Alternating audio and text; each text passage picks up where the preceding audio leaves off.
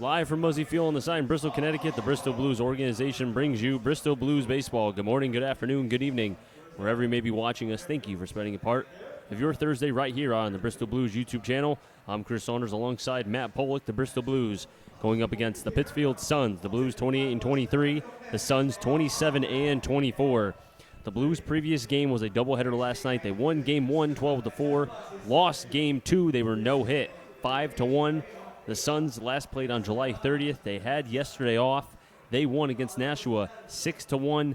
This game has huge, and I mean huge, implications on the playoffs. Yeah, we've mentioned it time and time again. Those top two seeds in the playoffs are huge. You avoid the one-game playoff. You go straight to the three-game series. So if you can get one or two, that's huge. Pittsfield 2.5 right back, 2.5 games back of first place, only 1 game back of second place, which is where the Blues technically sit, tied with Brockton. So if the Blues can get a win here, they really push Pittsfield out of the hole. The only problem is the Blues get this same Pittsfield team tomorrow in Pittsfield. So if the Blues can take 2 in a row from Pittsfield tonight and tomorrow night on the road, that is huge for the Bristol Blues. That almost guarantees them a bye in a top 2 seed. Then they obviously have to play Sunday at home. But if you beat the Suns twice, you bury them, and that's another team you don't have to worry about getting a top 2 spot, and that just opens the opportunity up for yourself. So Bristol Blues, we've been saying it for a couple weeks now. They control their own destiny. And coming off a no-hit performance by the offense last night in Game 2 of the doubleheader, they're going to come out swinging, come out hot, and they're going to look to bury these Suns. The other 2 games being played here today, or rather in terms of the FCBL itself, North Shore will be at Nashua. Worcester is at Westfield. So those are games we will be watching, because if somehow the Blues are able to win today's game and Nashua defeats North Shore and Westfield takes care of Worcester, that could almost guarantee the Blues at least a top 3 spot. But as you said, they control their own destiny. They could win 2 out of 3, no matter if the other teams behind them win or lose. Because of them being ahead already, they will be able to be in the top 2, get a bye, and be able to put themselves in a perfect spot to be in that 3-game, or that series rather, but a 3-game set. Yeah, their players need the rest. They're tired. They've played long seasons from college to here. And, if you're a Blues fan, obviously you're rooting for the Starfires tonight, who are in the second inning against the Bravehearts. No score in that one. We'll keep you updated throughout this game. And then North Shore and Nashua. You really want Nashua in that one if you're a Blues fan, because Nashua has kind of slipped off. They've fallen. They're in 6th place right now.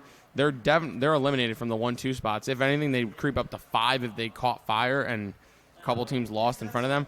But Nashua, you're at the point where you're rooting for them to win because they're that far back. And then obviously with Westfield been eliminated from playoff contention, so you're rooting for them as well. They're looking to play spoiler up there, their last home game of the year in Westfield. And the Blues play the Suns tonight. They go up to Pittsfield tomorrow, and then they play against North Shore on Sunday for the regular season finale. As we've said, 2 games of the utmost importance. If you want to take care of business early, you win today, you win tomorrow, and then you have Saturday off. Sunday could be almost an off day for a majority of the players. Kind of get yourself prepared for that 3-game set, because you already have, in a lot of ways, determined where you're going to be, and that, no matter win or loss, won't matter on Sunday. Yeah, Saturday, the off day for the Bristol Blues. They're going to be doing a lot of scoreboard watching. There are 4 games around the FCBL. Westfield and Worcester have a doubleheader. In Worcester, Nashua will head to North Shore, and Pittsfield heads to Brockton. That's on Saturday. So while the Blues are taking the day off, they'll be doing some scoreboard watching, hoping that the teams they want to win, the teams that are behind them and are playing the teams that are in front of them, you hope that they can win and help the Blues out while they just sit there and gain ground during their off day. And then, as you mentioned, Chris, if they could rest the players Sunday and then still have another day off, huge for the Bristol Blues. As we mentioned, they're tired. Their pitching staff is weary. I mean, the Blues have the talent to make a deep run if everything lines up correctly. We'll take a timeout here. We come back. Lineups and first pitch next, right here on the Bristol Blues YouTube channel.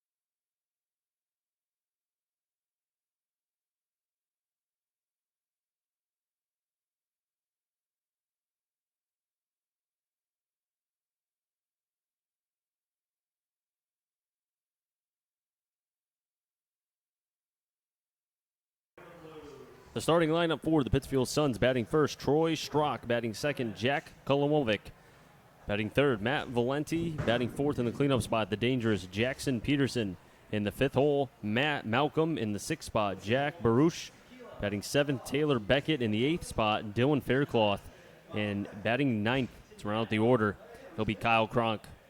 Defense for the Bristol Blues on this beautiful evening here at Muzzy Field. In the outfield, left to right, Beal, White, Miller. In the infield, Dwayne, Diamond, Maves, Reynolds. That's third to first.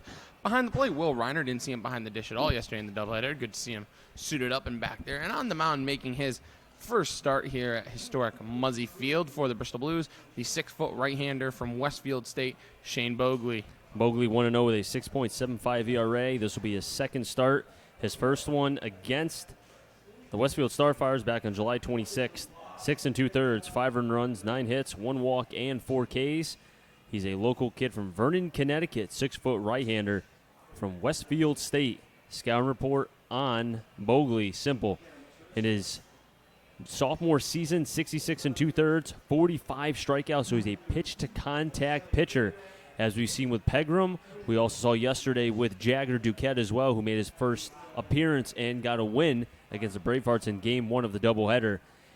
That's not a bad thing. Pitching to contact has shown many times to be a recipe for success, and particularly for a team like the Pittsfield Suns. We saw Van Herbeck do a nice job against them before his injury, where he had 9 strikeouts, and Van Herbeck doesn't break the radar gun. No, pitch to contact guys definitely can have success. The keys for pitch to contact guys: working east to west, not north and south. Keeping the hitters off balance, using your off-speed pitch effectively. So we saw that especially with Jagger yesterday. He had that pitching coach Jordy Shiner. We were calling it, or I was calling it a slurve. He called it more of a sweeping curve. First pitch from Bogley to Strock. Underway, outside for a ball, 1-0. And just to finish my point quickly, using the off-speed stuff to keep hitters off balance, maybe mixing those in so hitters can't time your fastball as easily, and you can have success as a pitch-to-contact guy. 1-0. 1-1. Bogley will throw to both sides of the plate. Will rely on changing speeds, going to each quadrant of the strike zone. Bogley, a right-hander, as we said, 6 foot from Westfield State. The 1-1.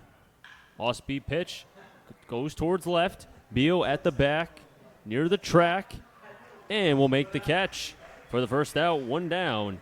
As the sun is barreling towards us here in the press box, it's going to be tough for probably the first inning and a half when the ball is hit, because even with sunglasses, it's hard to see. Yeah, the sun brutal here at Muzzy Field for the press box these first couple innings, but it's officially August, Chris. Where has the summer gone? Simple as that. Where has it gone? Jack Klomovic batting .282. So he's at the first pitch, fouls it back, 0-1. Kolomovic with a home run and 9 RBIs. And for people back home, try saying that name 5 times. I dare you. I won't even try to say it, Chris. What was it? That one in Wetero. That's been a pretty tough one for both of us this year. The 0-1.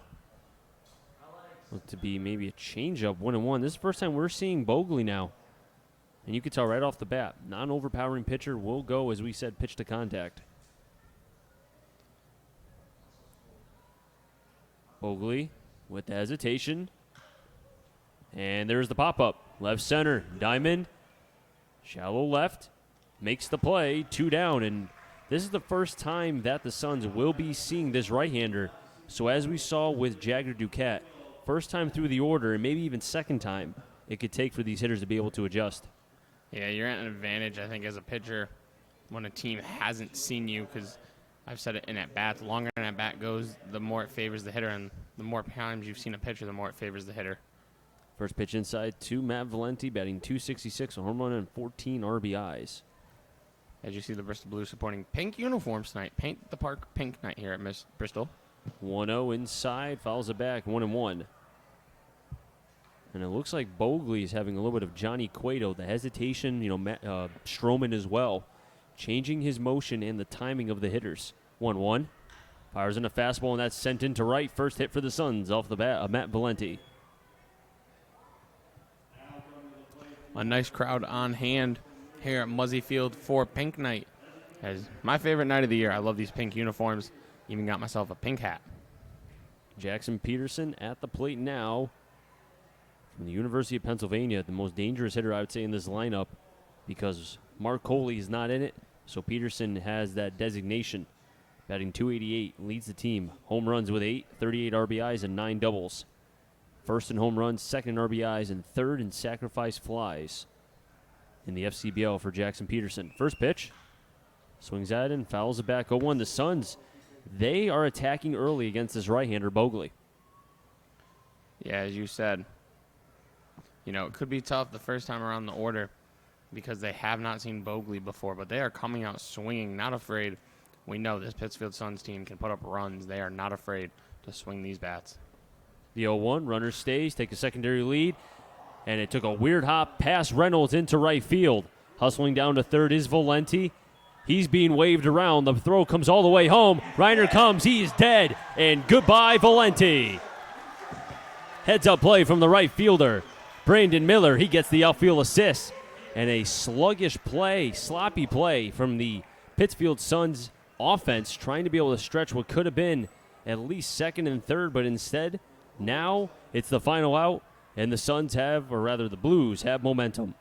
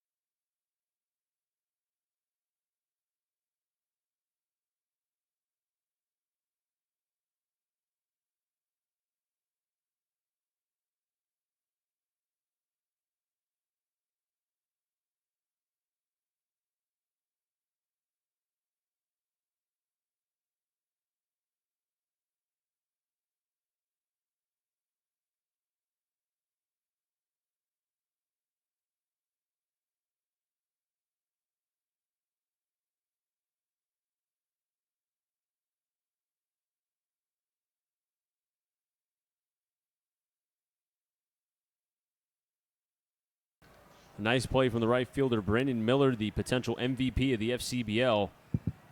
Saved the Blues a run and cost the Suns what could have been their first run today. And now the Blues have an opportunity to bat. The defense for the Suns, left, center, right, Baruch, Kronk, and Faircloth. That's left, center, right. In the infield, Valenti at first. Kolomovic at second. Strzok actually at short. Beckett at third. Malcolm behind the plate. And a familiar pitcher, Kelvin Sosa. The lineup for the Bristol Blues this evening, leading off the center fielder Austin White, behind him the left fielder Christian Beal, batting third the MVP candidate right fielder Brandon Miller. The cleanup hitter is the first baseman Dylan Reynolds. Buddy Dwayne plays third, bats fifth. Kyle Maves playing second, batting sixth. Zeke Diamond, the shortstop, bats seventh. Casey Bass, the lumberjack, will be the designated hitter this evening. He's batting eighth, and rounding out the Bristol Blues lineup is their backstop from Villanova, Will Reiner. Kelvin Sosa, 2-1 with a 2.45 ERA. This will be his sixth start of the season. Has pitched 33 innings, a lot of those in relief. Has given up 9 runs, 26 hits, 39 strikeouts, and 23 walks. Wearing number 16, a left-hander from Wesleyan University, a former Bristol Blue, as he was on the team last year. And except for Dylan Reynolds, who I'm sure probably told the entire lineup, here's what he throws and here's what he does. And he'll be facing the dangerous Austin White, who, as we've said, has been in a major slump. Pitch outside 1-0. And we're not talking about a slump where he's gone hitless. It's rather been he just looks tired. Yeah, we mentioned it's a long season. His average down to 295 in the year. Still no slouch. 1-0. Popped up. Third base side. Beckett goes near the fence and will run out of room. 1-1. Austin White, one of, I believe it's 6 MVP candidates in the SCBL, one of 2 Blues along with his teammate Brandon Miller. So congrats to both those and all MVP candidates once again. Well, one snub could have been Mark Fiello. Why was he not there? 1-1. Curveball way inside. 2-1, and that's what Sosa will do. He'll change his motion, the delivery. He'll quick pitch. If there's nobody on base, he'll change the arm motion. He'll do everything. The entire kitchen sink will be thrown at you from this left-hander. 2-1. Outside, 3-1. And the one thing that has not changed in this quote-unquote slump for Austin White has been his patience and discipline at the plate. That's a great point, Matt. 3-1. Called strike, 3-2. Matt, was that a strike? Austin White took it, so it probably wasn't. It's been a pleasure to watch Austin White this season. Really a fine player for the Blues. Payoff pitch. High for a ball. Austin White leads the FCBL in walks, and you can see why right there. He's on with a leadoff walk. That's the one thing that has hurt Kelvin Sosa this season.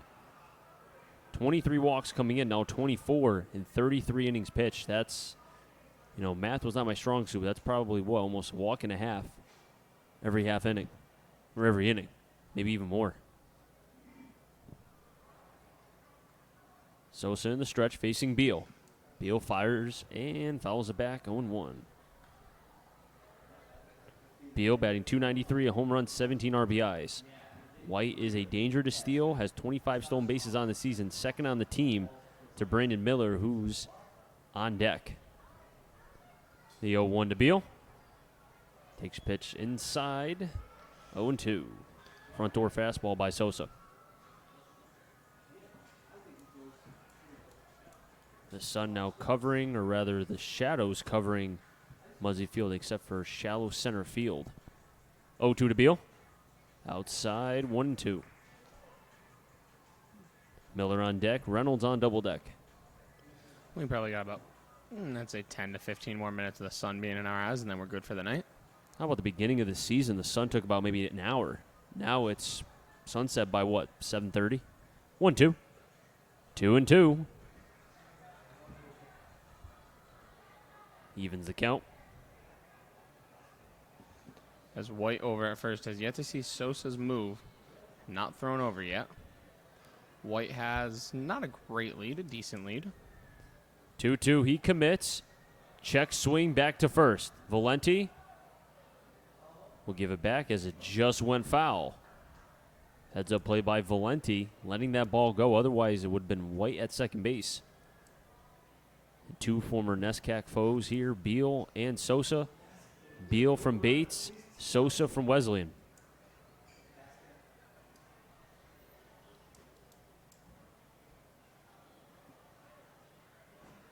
Austin White with a lead, 2.5, making a little bit more. Throw back to first. And there's the move. I don't think that was Sosa's best.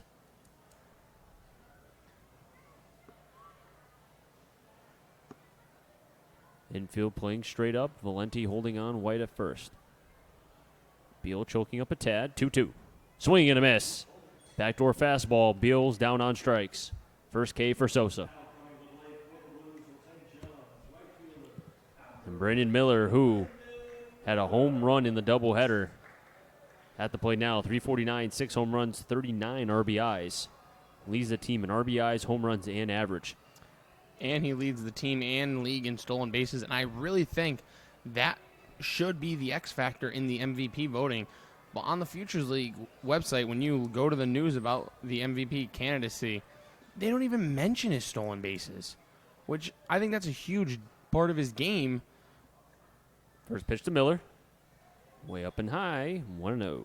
And it should be, obviously a part of his MVP candidacy. And I was talking to him last night about it. When he found the news, he's, of course, obviously elated. And he said, I'm a little hurt that they didn't mention my steals. I think that, he said that's an important part of my game that I take pride in, and I think it could be a difference maker. The 1-0. 2-0. Yep. Scouting report on Sosa. The walks have been a bugaboo this season for the left-hander, and facing an old foe, as we said, was on the Blues last year. Or should I say facing an old friend for Sosa. 2-0.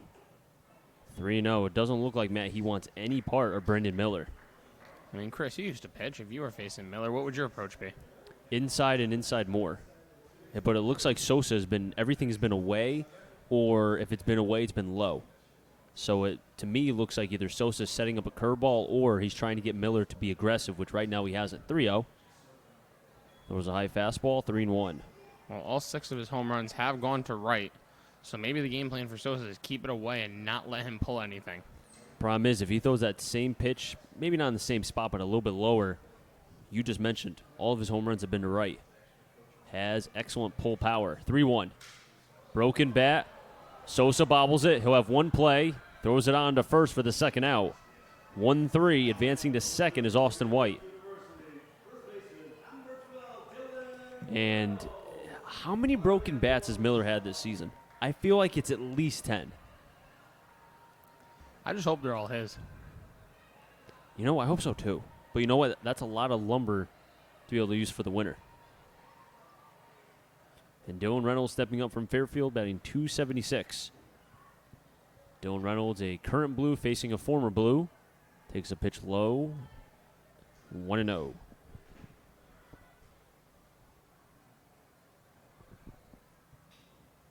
Sun behind the trees, almost fully in left field. 1-0.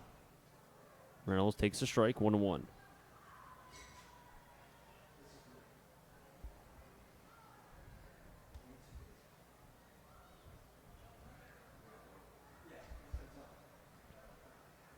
One. Curveball that didn't drop. 2-1. Reynolds, 276, has 22 walks to just 18 strikeouts, so he'll put the ball in play. Does not strike out much. North Shore up 4-0 over Nashua. Towards the left side. Baruch going back, still back. He dives, and he can't make the play. It trickles in the left field. Austin White will score. Reynolds will be held on at second, and the Blues are on the board. 1-0. An RBI double for the Blues first baseman Dylan Reynolds. That is his 8th double of the year, RBI number 28. And the Blues are up early here in this one. It's 1-0. Good job by Dylan Reynolds. We've mentioned it multiple times. He goes line to line. And Reynolds giving a little bit of a hello, how you doing to the former Blue, Kelvin Sosa. Buddy Dwayne at the plate now. First hit for the Blues comes from Dylan Reynolds in left. A nice play, though, from the left fielder Baruch. Just couldn't come up with the ball. Dwayne takes a strike, outer half of the plate, 0-1. So that leadoff walk to Austin White came around to score. Well, Kyle Maves on deck here.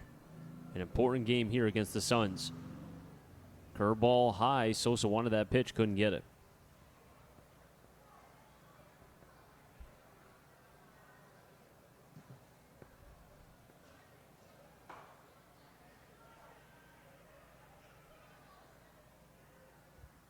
On the 1-1. 1-2. We've seen that fastball by Sosa. He can get it to the front door side of the plate against righties. Does Buddy Dwayne have 2 different socks on? Yeah, he does. He's a different cat.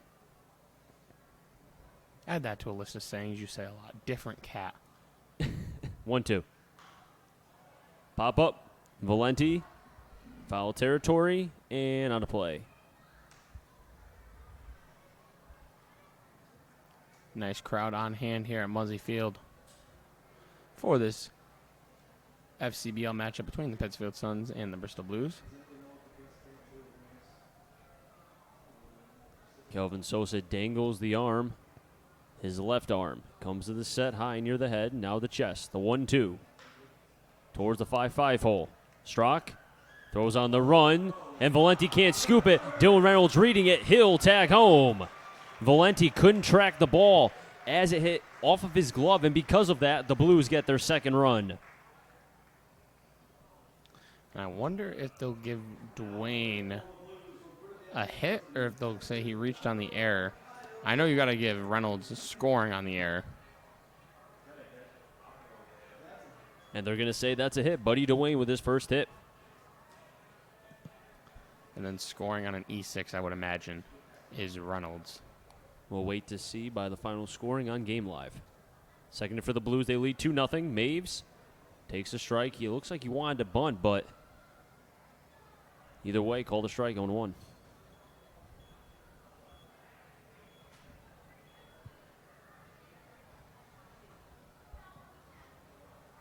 The 0-1.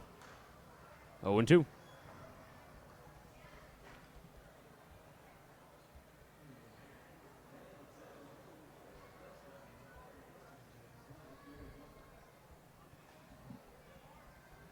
Now, Matt, did you see if they gave Buddy Dwayne the RBI? Yeah, but I don't know. You can't give him an RBI on that. 0-2. Swing and a miss by Maves. And the catcher Malcolm will tag Maves with a third and final out. Second K for Sosa. But the Blues do get 2 runs. An RBI double, the 28th of the season for Dylan Reynolds, and the 20th for Dwayne. It's 2-0 Blues. We head to the top of the second.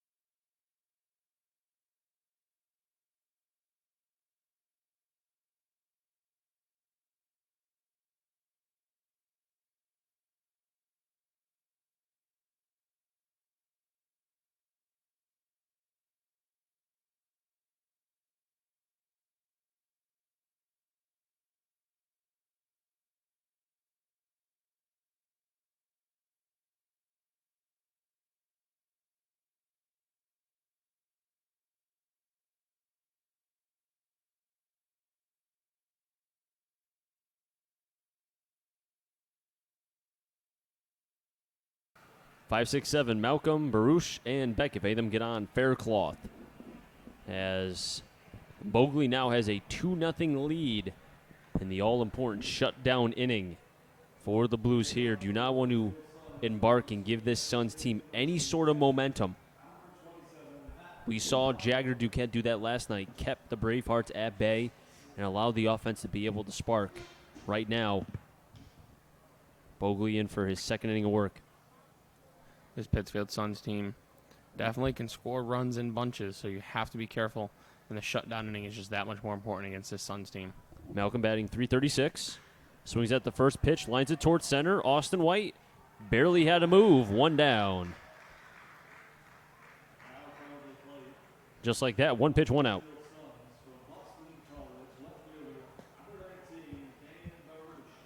Dan Baruch at the plate now, 274, 3 home runs, 16 RBIs. As a team, the Suns have 38 home runs. Have scored 261 runs and are batting .251 coming into today's contest. Baruch takes the breaking ball outside, 0-1. Nice pitch there from Bogley. As when you're a pitch contact guy, first pitch fastballs definitely cannot be an every batter type of thing. The 0-1. Foul back, 0-2. As this is definitely going to be a very interesting pitching matchup. Both pitchers like to mess around with their deliveries. Baruch will be going to Boston College in the fall. He'll be a freshman. 0-2. Inside and low, 1-2. Taylor Beckett is on deck. Baruch 6'1", 205. He's from Cranston, Rhode Island. Batting gloves on the bottom hand, nothing on the top hand. That's the right hand of Baruch. 1-2. Breaking ball outside, 2-2. A pitch that probably was supposed to start out at the middle part of the plate and then break away. It looked like Baruch wanted to swing at it. If you start that pitch as a strike and end it as a ball, you probably get a swing and a miss there, but starting it as a ball is where he went wrong. 2-2, over to third. Dwayne spins, cross the diamond, and he gets him out. Buddy Dwayne at third. Nice play. The 2 different socks is really throwing me off for Buddy Dwayne. I don't like it. I love the pink uniforms. I love funky uniforms. I don't like 2 different colored socks. But you love Buddy Dwayne, though. I do enjoy watching Buddy Dwayne play third base. An in-between hopper there that he's able to field. Little ballerina spin. Throw to first on the money. Good job getting the second out here in the second. Taylor Beckett takes pitch inside, 1-0. My question is, was the spin needed? Because I feel like he just added to the difficulty of that play by spinning.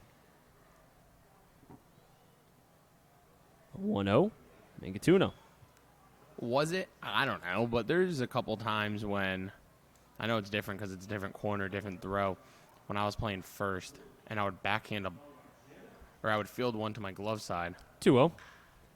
High fly ball on the left. Beal going back at the track, still going. And it's going to be off the wall. Reiner is screaming 3. And it'll be a 2-out double for Taylor Beckett. And that ball just kept on carrying. Well, Chris, we said it during batting practice tonight. Ball's flying. So if you can get a good poke in the air out there, you got a chance of sending one out of here.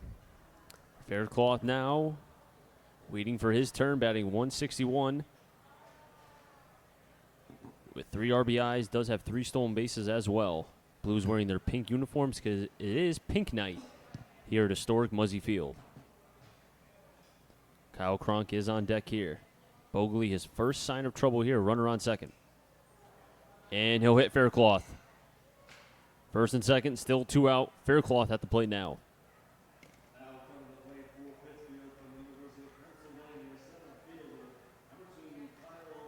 And Bogley got the first 2 outs on a fly on a ground out, but then the 2-out double by Beckett, hit by pitch to Faircloth, and Cronk at the plate now.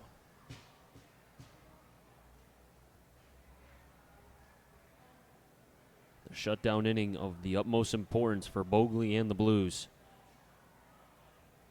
Blues need this game immensely for the playoff seeding.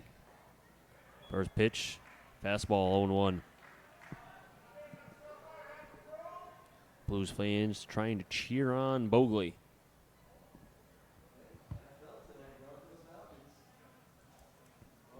Cronk, a right-handed hitter. Reiner setting up away. The 0-1. That was a breaking ball away, 1-1.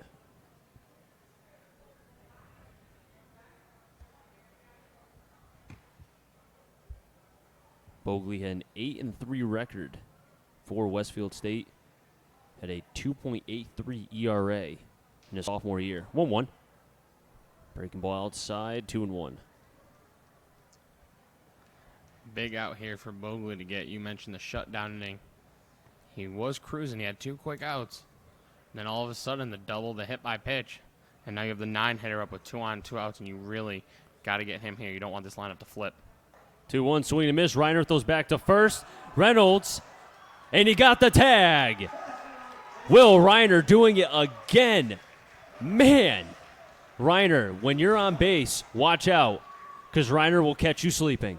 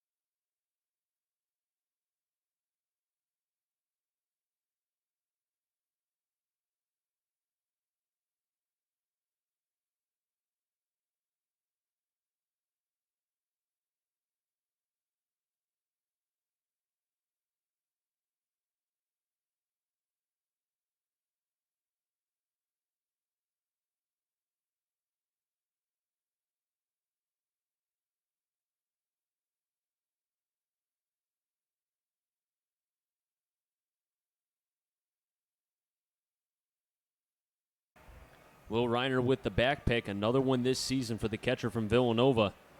Helped what was a pretty decent jam. Suns at first and second with 2 out, but helped out the pitcher Bogley. And now the Blues will have 7, 8, 9, Diamond, Bass, and Reiner. And then the top of the third for the Suns when they're back up, Kyle Cronk will lead off as he had a 2-1 count. I think that's even the more alarming point. The runner on at first, Faircloth, just got caught napping on at first. First pitch to Zeke Diamond. Swing and a miss. Foul tipped into the mitt of Malcolm, 0-1. Zeke from Emory College does have a .333 average. 2 home runs and 24 RBIs. That was Will Reiner's 18th assist from behind the plate this year. The 0-1. Really? Really? And he wasn't an all-star. Okay. All right. baffles me. That and the Fiella situation. 1-1, 2-1. Fiella leading the league in wins, pitching to a sub-2 ERA. Not a pitcher of the year candidate. Interesting. I wonder, what are they looking for? That's my question. 2-1. 2-2. Sosa does not throw particularly hard. Will get the ball between, low 80s, high 70s, but does rely on the changeup and the curveball. Will mix things up. A la Jagger Duquette from the left side. 2-2 to Diamond. Fouled off. And we'll do it again.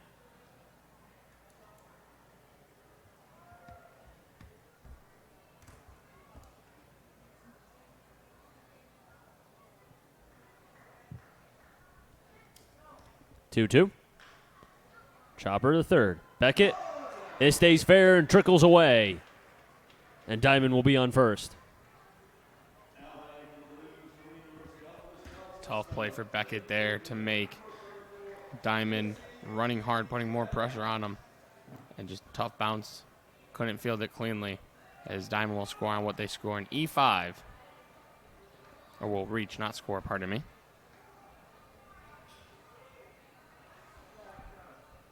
And the Blues have their leadoff runner on with the Lumberjack at the plate. So he's at a first pitch and a screaming liner, but foul. I just feel like Bass is, he's been hitting better of late. And you almost feel like he just needs to connect on one here during this homestand, and then he can kind of let things go from there. Well, he's batting 253 on the year. He was down under 200 for the longest time. 0-1, slap towards left. Coming in quickly is Baruch. And there's the closing speed in left field, makes the catch. And Zeke Diamond will be back as he has to retreat to first. And that'll bring up what Chris calls the all-star snub. Will Reiner, the backstop. Was an all-star snub. 100%. What he does behind the plate, and even with the bat before he started getting, into a little bit of a slump here, he was batting around 250, 260 around the all-star break. First pitch to Reiner. In the dirt, Malcolm keeps it in front. Diamond stays at first. 1-0 Kellen Reiner. Good job by Malcolm there. You don't want to let this runner Diamond get into scoring position. Blues do have 108 stolen bases as a team.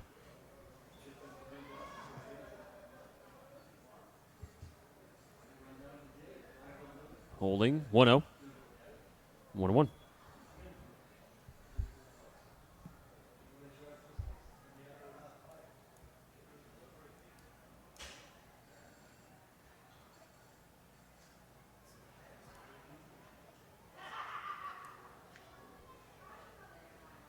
One to Reiner. Outside, 2-1. And it looks like Sosa's not too happy after that pitch.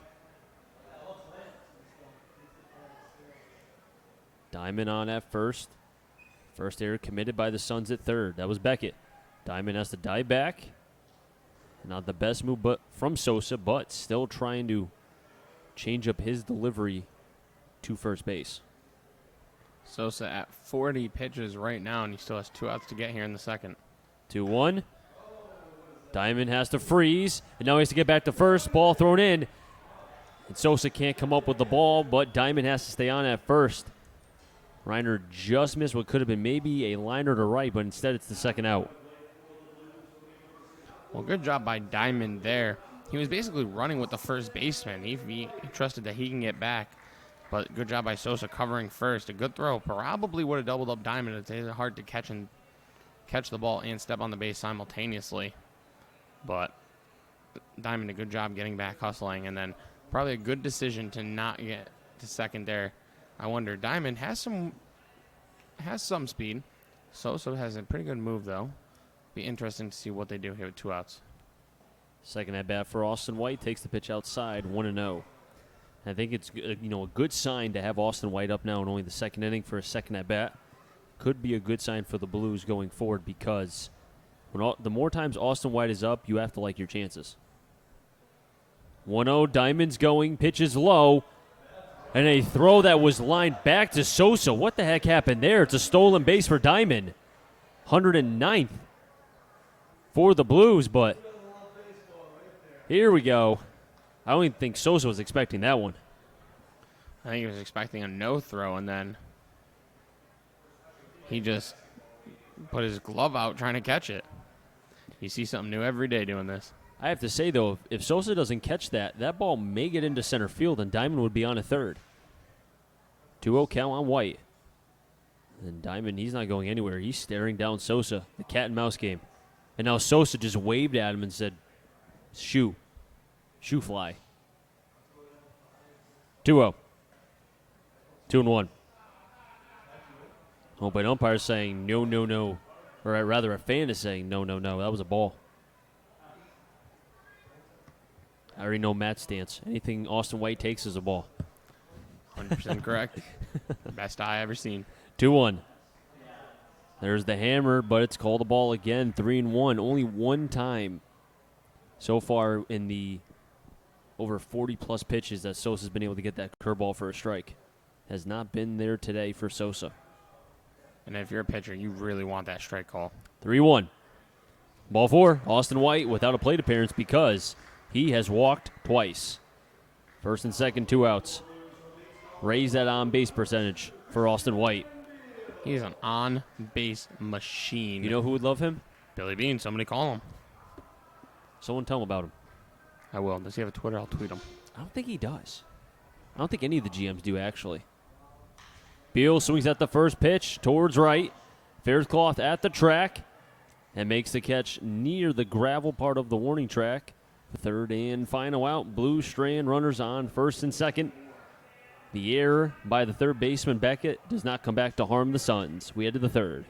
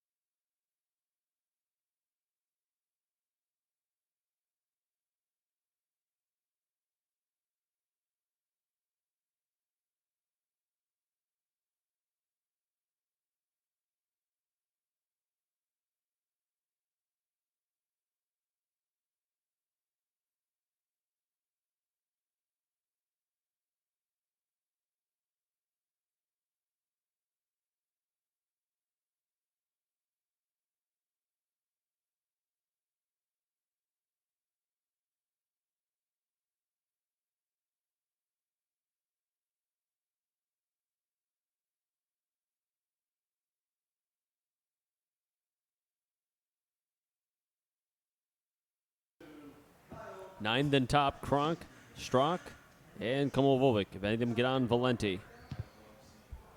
Kronk was at the plate when Faircloth was caught at first base sleeping by Will Reiner. Breaking ball in from Bogley, 0-1. That was a weird arm action there. It's almost like he pump faked and then threw it. That's what it looks like for me, at least. The 0-1. Pitch outside, 1-1. Bogley will throw from, what looks like to be a high 3/4, maybe even low 3/4. There's the hesitation.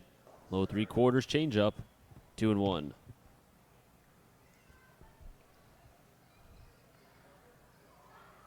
And if you're Bogley here, yes, your team didn't score a run. 2-1. Popped up towards right. Miller. 1 down. No, your team didn't score a run in the bottom of the second.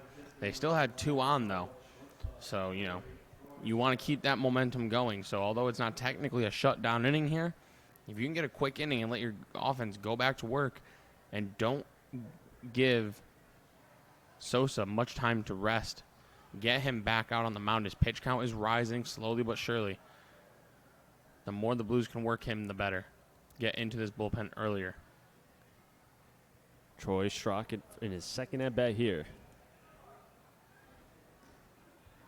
Call the strike, 0-1.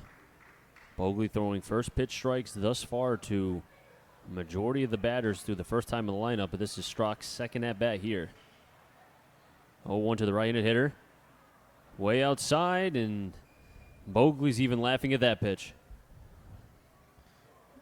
A little bit inside. Just a bit inside. 1-1. 1-2. Some updates from around the FCBL. Chris, you mentioned North Shore does have a 4-0 lead over Nashua. That's bottom 2. Worcester over Westfield 1-0 top 5. 1-2 off the end of the bat. Austin White takes a couple of steps to his left, and just like that, 2 pop-ups equal 2 outs. And Bogley working well here in the third. Now this is a big out here of Kolomovic. I was going to try to avoid saying that name all night, but I got it. You know, in the second inning, Bogley had the 2 guys quickly out, and then he gave up double the hit by pitch.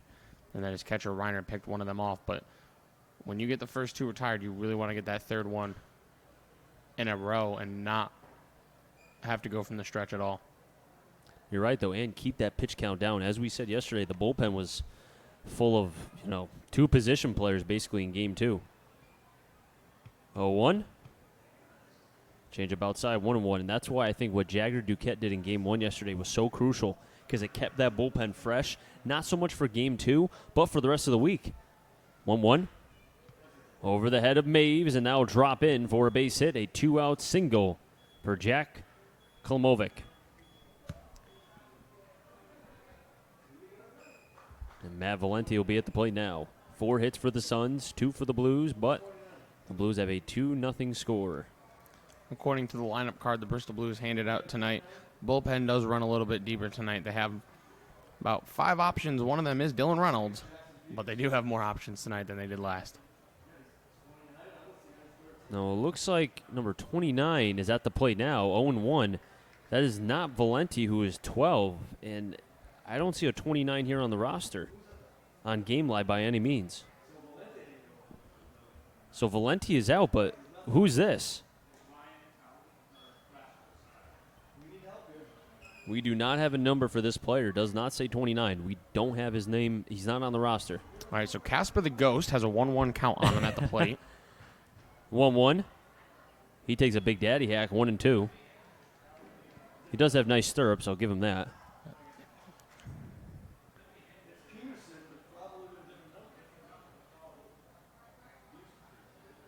Peterson is on deck.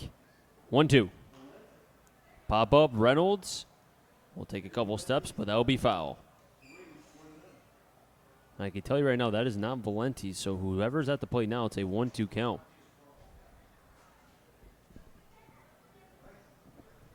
It's like they just pulled a fan out. Hey, I mean, we pulled our mascot out, so anything could happen. Throw back to first. Quick tag by Reynolds, but not in time. That is really... I wonder if he played defense and we just didn't notice. Interesting.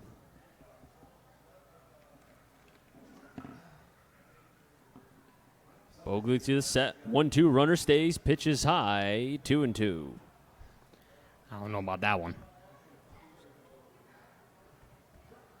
As in my scorebook, I have wrote that Casper has taken over in the top of the third. Did you really write Casper? Yeah, 100%. Well, you did. 2-2. Up and away, 3-2. Bogley does not want to walk not Valenti, wow. Want to walk whoever's at the plate. Casper. Casper. We'll call him Casper. He's like a ghost. I've never seen that before, not having the number. 3-2, runners going. Popped him up. First base side, Maves, Reynolds.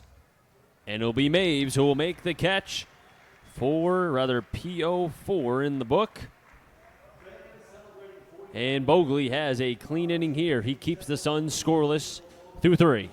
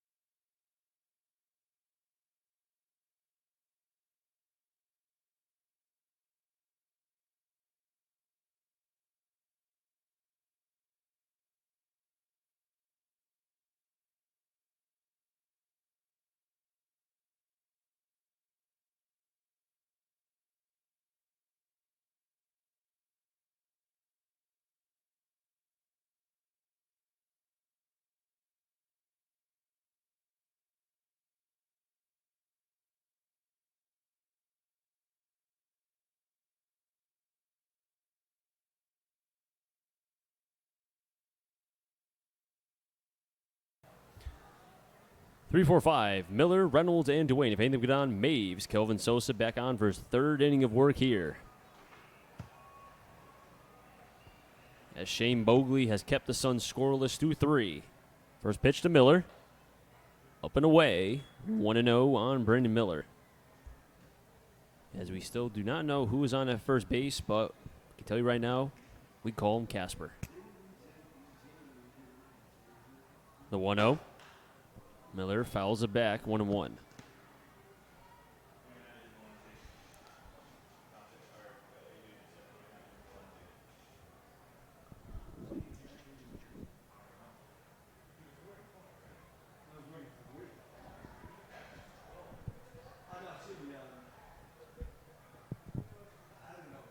One. Curveball that was low, 2-1.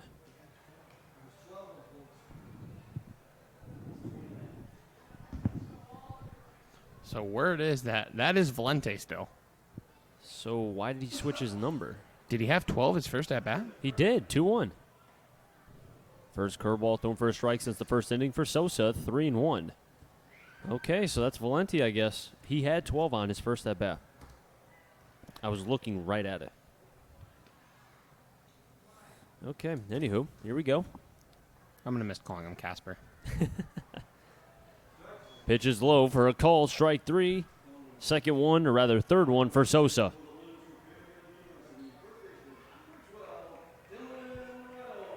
And Dylan Reynolds at the plate with 1 out.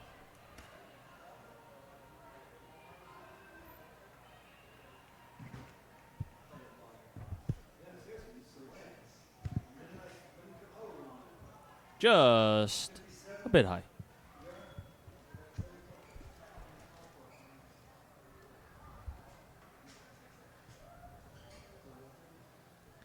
Sosa has 3 strikeouts, but a couple walks here tonight. Blues lead 2-0. Reynolds pops it up into left. Baruch coming in, going back, makes the catch. 2 down for Kelvin Sosa. And with 2 outs, Buddy Duane will be at the plate, who was able to reach on first and get an RBI, the second one for the Blues in the first. Sosa, 31 strikes, 23 balls for the left-hander from Wesleyan University. Duane sees, swings, and fouls it back, 0-1.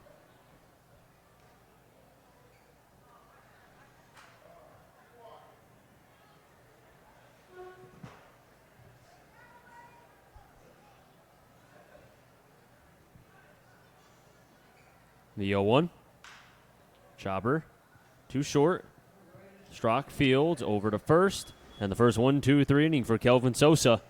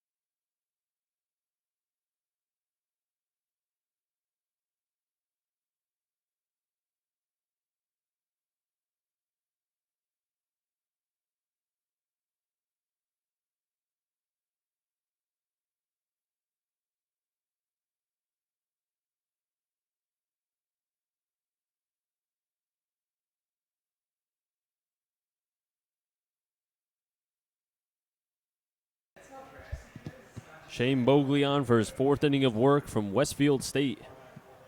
And he'll be facing 4, 5, 6. Peterson, Malcolm, and Baruch. Fathom, get on Beckett. The Suns have left 3 runners on base, do have 4 hits.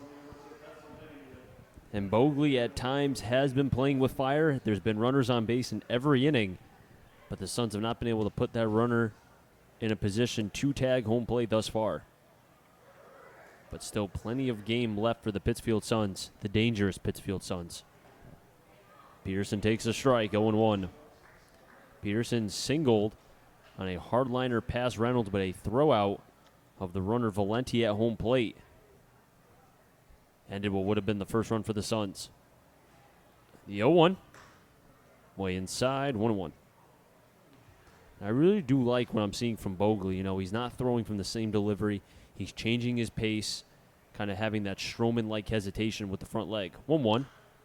Peterson pops it up, but foul. And even though, like we said, he doesn't overpower hitters, it's hard to be able to time that even if you have 4 at-bats against him, because he could change it up every single time. And if you didn't see it, you can be told it, but if you didn't see it, then in the batter's box, it's completely different. 1-2. A breaking ball that didn't break. 2-2. Peterson calls time to tie his shoes.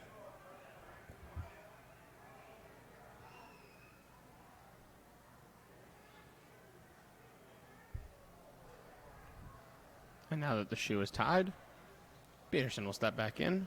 We're ready for the 2-2 pitch from Bogley. 2-2. Peterson pops it up. Third base side, long foul ball again.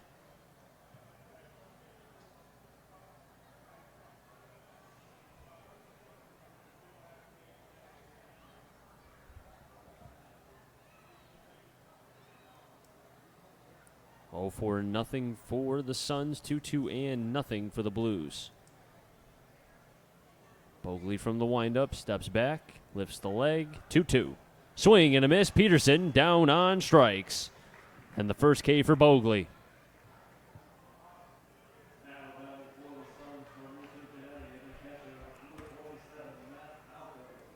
That'll bring up the catcher, Matt Malcolm. He flew out to Austin White in dead center field his first time up.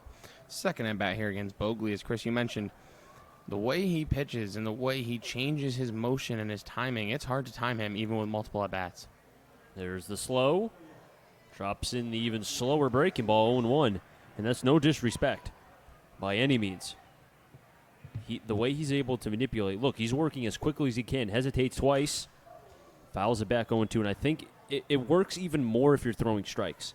If you're doing that and you're all over the place, then it could be havoc for your defense and the batters just because they can time you better. But doing it when you're ahead works well. 0-2.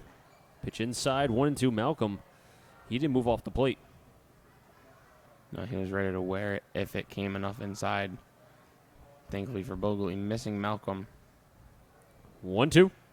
Swing and a miss. Gets away from Reiner. He'll get it over there at first. Reynolds had to jump just a tad. Tags first, but the K for Bogley, his second.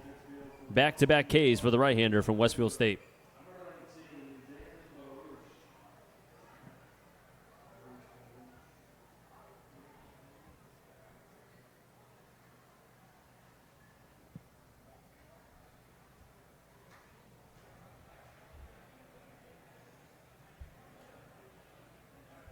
Dan Baruch will be at the plate now, but before that, Will Reiner going out to talk right now with the right-hander, Bogley.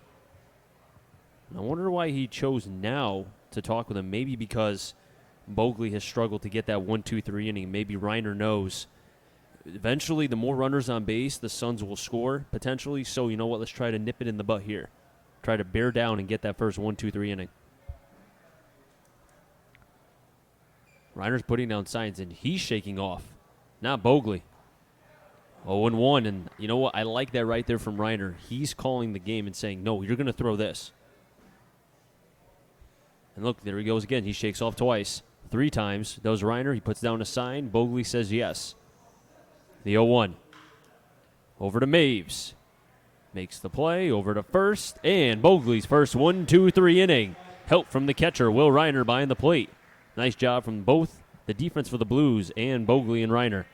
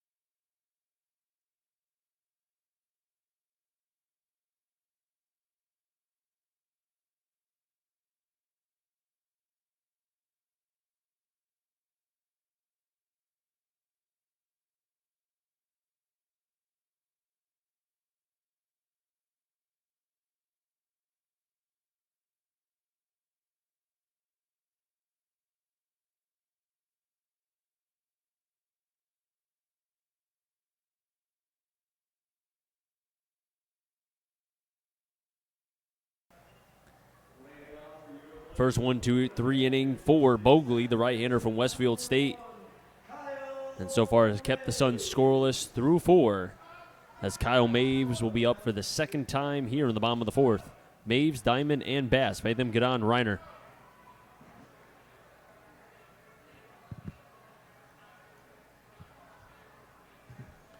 Maves a strikeout victim his first time up. Gets a second chance here against Sosa to lead off the bottom of the 4th here in this one. Sosa's first pitch to Maves. Outside, 1-0. Score updates. Worcester has taken a 5-0 lead on Westfield. That's top 6. North Shore still holding their 4-0 lead over Nashua on the top of the 3rd. 1-0. Maves pops it up behind the press box, 1-1. Sosa so far through 3+ innings, 2 hits, 2 runs, both of them earned 2 walks, 3 strikeouts, and he's faced 14 batters thus far. The 1-1, 2-1. Sosa has thrown 34 strikes, 25 balls thus far.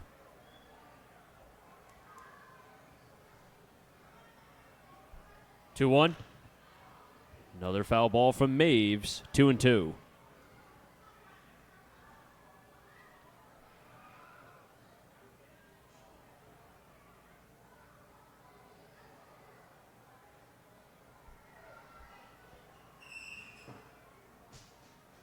Except for the 3rd inning, the leadoff batter in the half inning has gotten on, and that was in the 3rd. 2-2. Maves, hard chopper behind the bag. Maves have speed, and it won't be there in time. Maves will be on.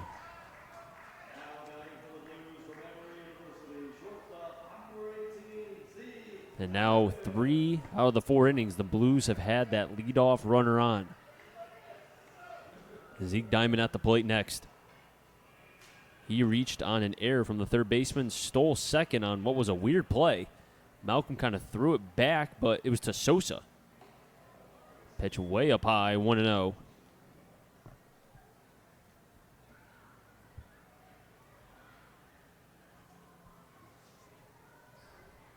Sosa throwing from the 3rd base side of the rubber. Comes set, 1-0. 2-0. And no bullpen action for the Suns. I understand it's early, but you never know as the pitch count rises for Sosa. And we talk about how Diamond's kind of gotten cold as of late. I'd like to see him go back to bunting more as he did earlier in the season. Fouled back. Looked to be a sword swing almost, except make contact, 2-1.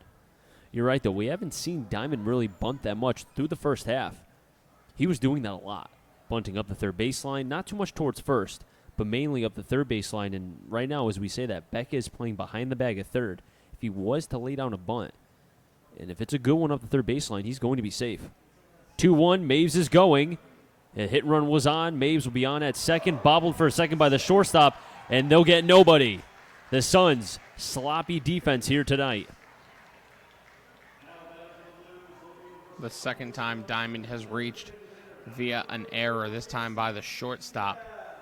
Hit and run in motion. Maybe he tried to rush it thinking he can get a double play still, even with Maves running.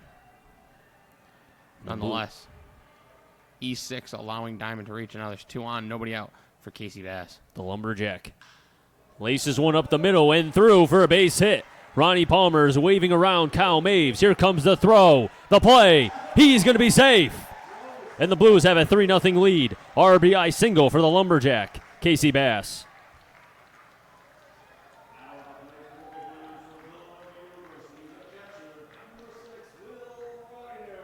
And Chris, you know what I think is a difference maker in what Casey Bass has done as of late versus what he did earlier in the season? He chopped down a cherry tree before he played tonight? I mean, maybe. I don't know what he does in his personal life. I was going to say something more baseball related. Using more of the field. His first at bat, a weak contact, yes, but he did go to left. That one up the middle early on the season. It was pull. Everything was to the right of the, not just second base, but the second baseman. And it was ridiculous. If he wasn't pulling the ball, he wasn't having success. Yes, he flew out on the first, but it was to left field. It was an outside pitch. He went with the pitch. There he goes up the middle, shortens up his approach, drives in a run, gives the Blues a 3-0 lead. So good job by Casey Bass adjusting. Making adjustment is a game of adjustments. using more of the field when he's at the plate. Good job by Casey Bass. Will Reiner at the plate. And you know what's more important, too? I'll say it after this pitch. Kelvin Sosa will step off here, as looks like the music was playing a little bit too much longer. And now we're back to business here. But to finish your point, I will say it was a lefty on lefty. First pitch to Reiner. Over to first. They'll throw it to second. And it hits Casey Bass. And because it hit Casey Bass, it goes into right, shallow right field. Diamond will score. When it rains, it pours.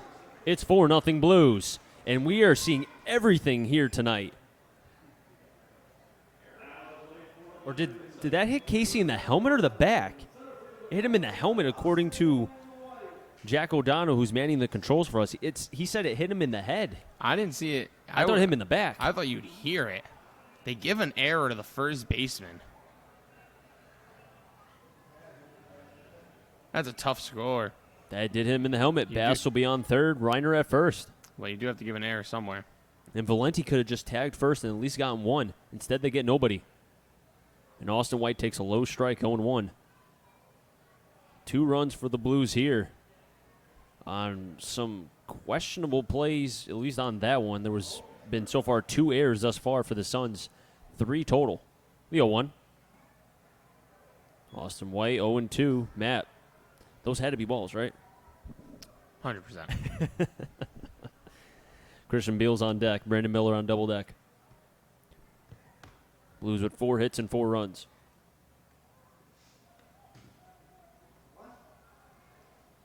And it looks like home plate umpire is saying that Austin White did call time. I thought he was going to say balk the way he was moving towards Sosa, but no, it was a time called by Austin White. Bass at third, Reiner at first. Austin White has yet to record a plate appearance. 1-2. Fouls it back to the left side. 0-2. Will remain the count.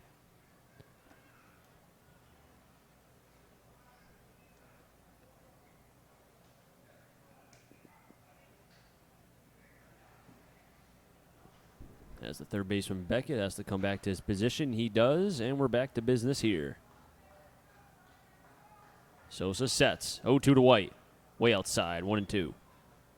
Chris Saunders, Matt Pollock, Jack O'Donnell, and Connor bring you the Bristol Blues right here on the Bristol Blues YouTube channel.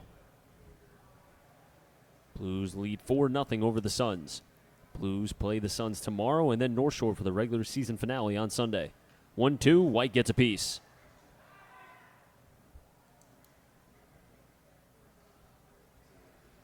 Sosa has walked 2 batters thus far.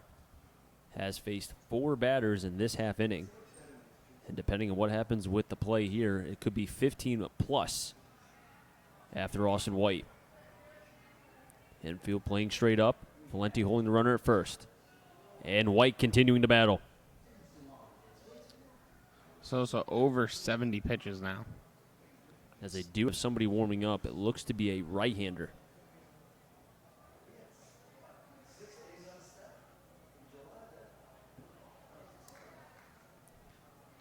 Sosa working with a jam here. 1-2. Over to second. Can they turn 2? Toss to 1. On to first. Double play. The Blues do get a run. From third, Casey Bass scores. It's 5-0, but the Blues ground out to their 52nd double play of the season.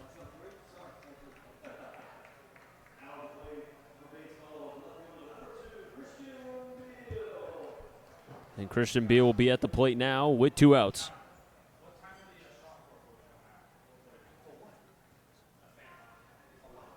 First pitch to Beal. Takes a strike, 0-1. Beal 0 for 2, struck out swinging in the first and popped up to right field in the second. And the 0-1. Fastball in the dirt, 1-1. Brandon Miller is on deck. Dylan Reynolds on double deck. Blues have scored 3 runs thus far, but only 1 hit and 2 big errors for the Suns.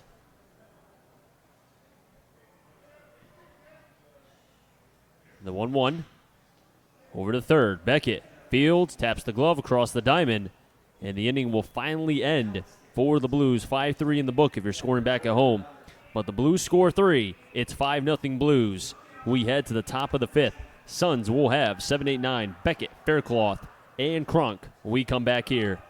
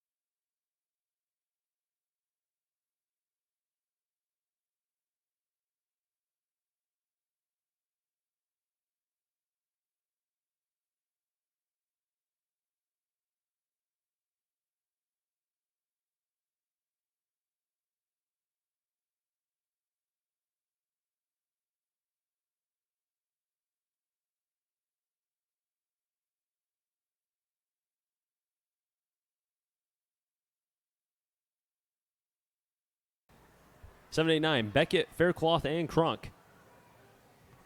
0-1 pitch. 0-2. And quickly, Shane Bogley getting ahead of Beckett. Bogley with 2 strikeouts thus far has kept the Suns scoreless through 4. The 0-2. And gets under the wickets of Reiner, but no harm. But I always like to say, if this was the Atlantic League, Oh, my God. Beckett could have strayed to Don't even first. say it. I already did. What's going to happen? I didn't listen. Stupid Atlantic League. 1-2, Bogley hesitates.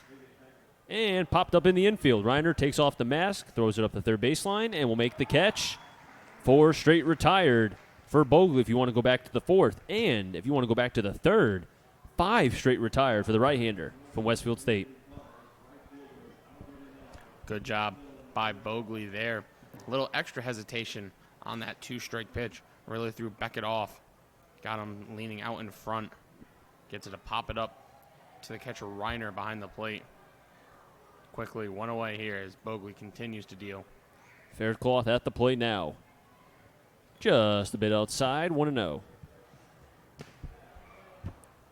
Faircloth was hit by a pitch, but then was thrown out by Reiner at first base. Dylan Reynolds had to apply the tag 2 times, but was able to get the out. 1-0. Inner half of the plate, 1-1. Bogley working both sides.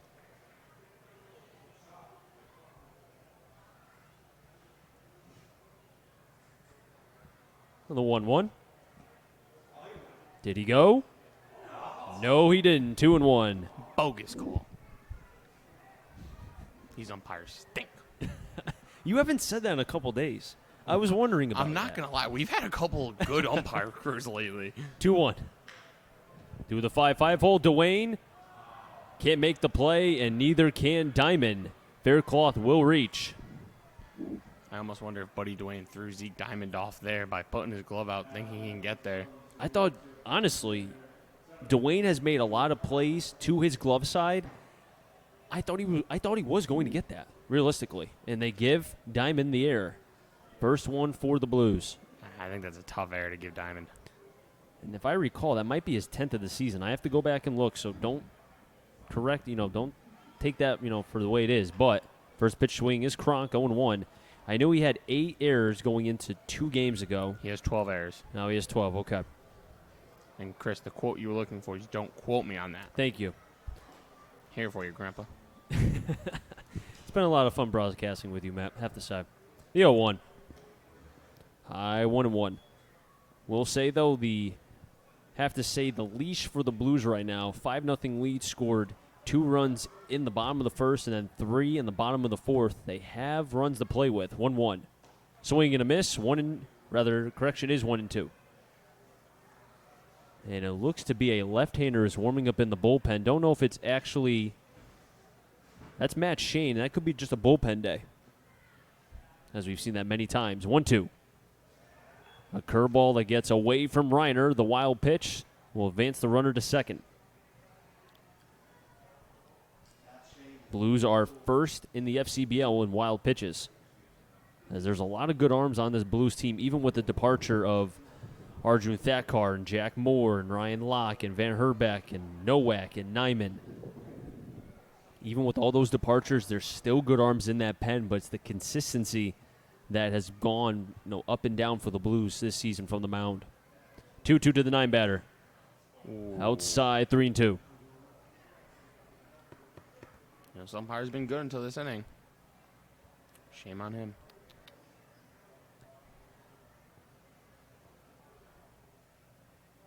Comes to the set is Bogley. 3-2. Swing and a miss.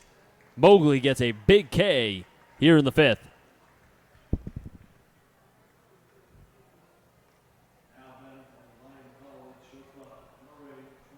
That'll flip the lineup over for the Pittsfield Suns. Leadoff man Troy Strack. Flown out to left, flown out to center. All that's left is flying out to right. So Brandon Miller, be ready. Troy Strack at the plate now. He's 0 for 2. Change up. I don't know. That didn't look comfortable, by Reiner. I don't know if he got crossed up, but he kind of pointed at himself and said that was my fault. That was interesting. Well, if anything, this is only the second game action. I don't know if Reiner caught the first outing by Bogley, so. 1-0. Fought off. Maves going towards right center. That will drop. Brandon Miller has a chance again to gun another runner. The play. He's going to be out. Brandon Miller. You better watch out. You better not cry because Brandon Miller just gunned you out again.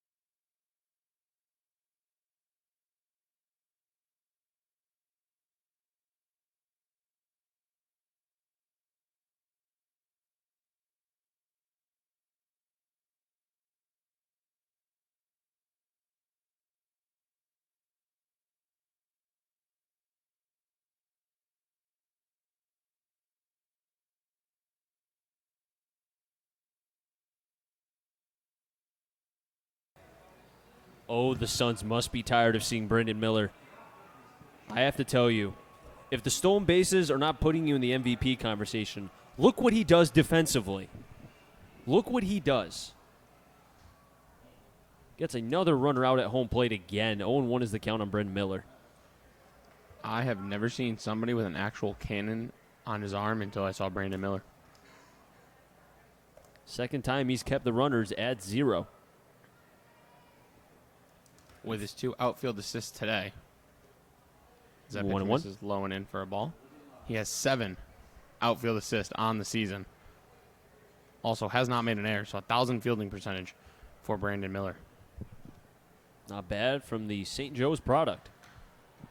Miller fouls it back 1-2. I've said this many times. There's players on this team that could very well play at the next level, and it's been a pleasure to be able to see this team get better. And at the beginning of the season, remember, they were 5-10, and they went on that big win streak. And while they've evened out about 500 since then, that win streak jump-started their propel to be in this race for the playoffs and to have a high seed. The 1-2. Swing and a miss. Miller down for his second time tonight. And you can tell Miller's not happy. And I think he knows it too. 4th K for Sosa. That'll bring up Dylan Reynolds. RBI double his first time up and flow out to left in the 3rd. Inside and low, 1-0 on Reynolds. Yankees prospect. Have to pull the name out one more time. It is Brian Keller threw a 7-inning no-hitter for Double-A Trenton today. 1-0. High 2-0. Wish I could have done that tomorrow when I go to the game, but whatever. I was hoping to see Garcia throw, but he's not on Double-A anymore. I guess you're going to have to go Scranton Wilkes-Barre. I'm not driving all that way. 2-0. 3-0. You want to know what I wish Devi Garcia was? What, a giant so you can get Mad Bum? Uh-huh. Correct. Prospects are just that. Prospects. They're suspects until proven. 3-0. Over ball. Second time Reynolds will be on base. And the right-hander that was warming up the last half inning for the Suns is back again on, he's on the bullpen. He's on the bullpen. He's on the rubber. He's still warming up. Buddy Dwayne at the plate now. 1 for 2, his 3rd at bat right now. Dwayne from Central takes a strike.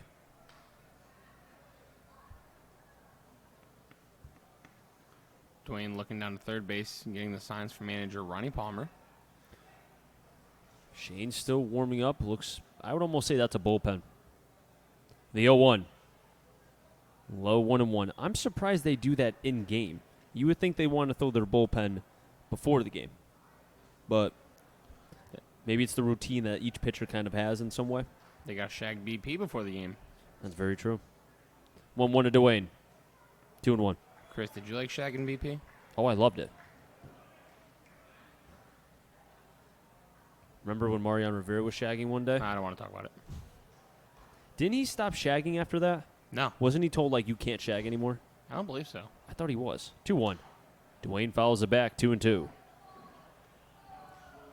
I remember when they went back to Kansas City his final year when he was healthy, they put the tape around right where he got injured. And he thought it was hilarious. Yeah, he did. He was a good sport about it. I'll never forget when they showed the video of A-Rod and he's saying, oh my gosh, because he saw Rivera tear it. Runners going, and Dwayne fouls it back. The hit and run was on. Well, at first, some players thought he was joking when he went down. And then, I kind of realized, oh, snap, he's serious. Send help. Now. Hurry. Yeah. I forgot. Who closed that year? Was it Robertson? I think it was. Or Soriano, maybe. Oh, yeah, I forgot they had Soriano. Forgot about him. 2-2 to Dwayne. Underneath the glove, Sosa. They get one as second on to first. Double play. Second one turned by the Suns. They did it back in the 4th. They do it again here in the 5th. The defense getting a little bit better for the Suns in this half inning. Keep the Blues scoreless here. We head on to the 6th.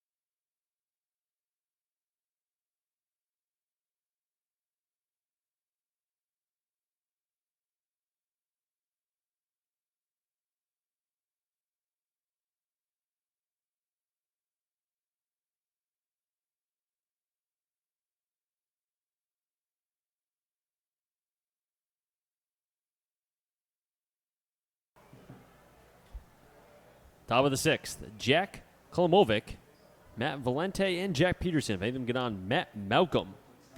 Bogley on the bump still. Fires in a strike, 0-1, something he's been doing this entire night here at historic Muzzy Field. Bogley so far, 5+ innings, 5 hits, no earned runs, 0 walks, 3 Ks, has faced 19 batters.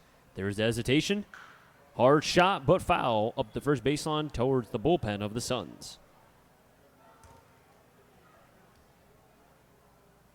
That's going to be so frustrating for a hitter, having a pitcher who hesitates, messes with your timing as much as Bogley does. The 0-2. Curveball called, strike 3. Kolomovic down on strikes. Bogley, his 4th K tonight.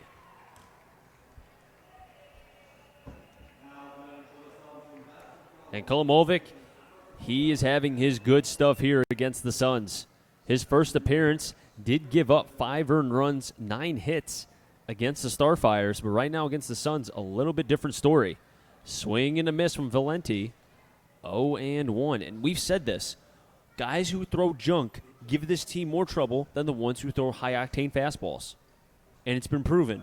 Van Herbeck, Bogley, we've seen guys come out of the pen. Even Dylan Reynolds, he gave them trouble. Fastball hitting team is the Pittsfield Suns. 1-1. Nubber over to second. Maves, Fields. Reynolds had to do a little bit of a jump, but gets the out. Quickly 2 down for Bogley.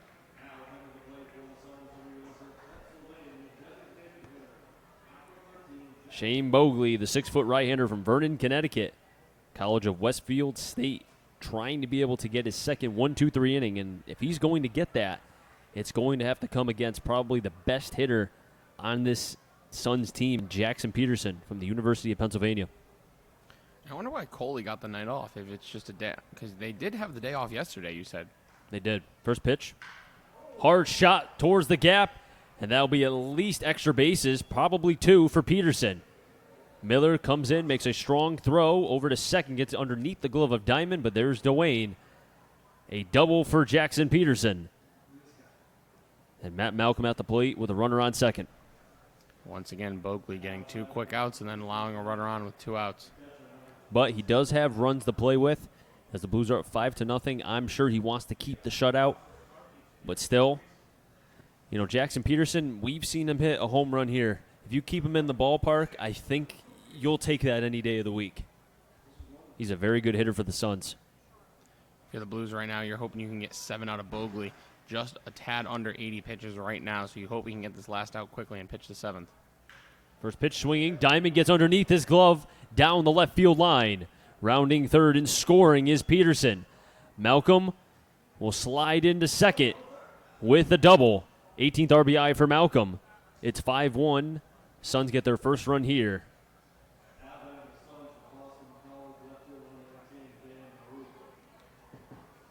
That just got underneath the glove of the third baseman, Dwayne. I'll bring up the left fielder, Dan Baruch. Baruch going to Boston College in just a few weeks, as he will be a freshman. Baruch over 2. A fly out, or rather, correction, 2 groundouts. Takes a pitch outside, 1-0. I would think now maybe, depending on what happens against Baruch, maybe you start warming up the bullpen. Or at least get somebody down there just in case. Taylor Beckett is on deck. I think if he can get Baruch, you send him out for the 7th with a short leash. The 1-0. Swing and a miss. Nice pitch inside the front door side of the plate.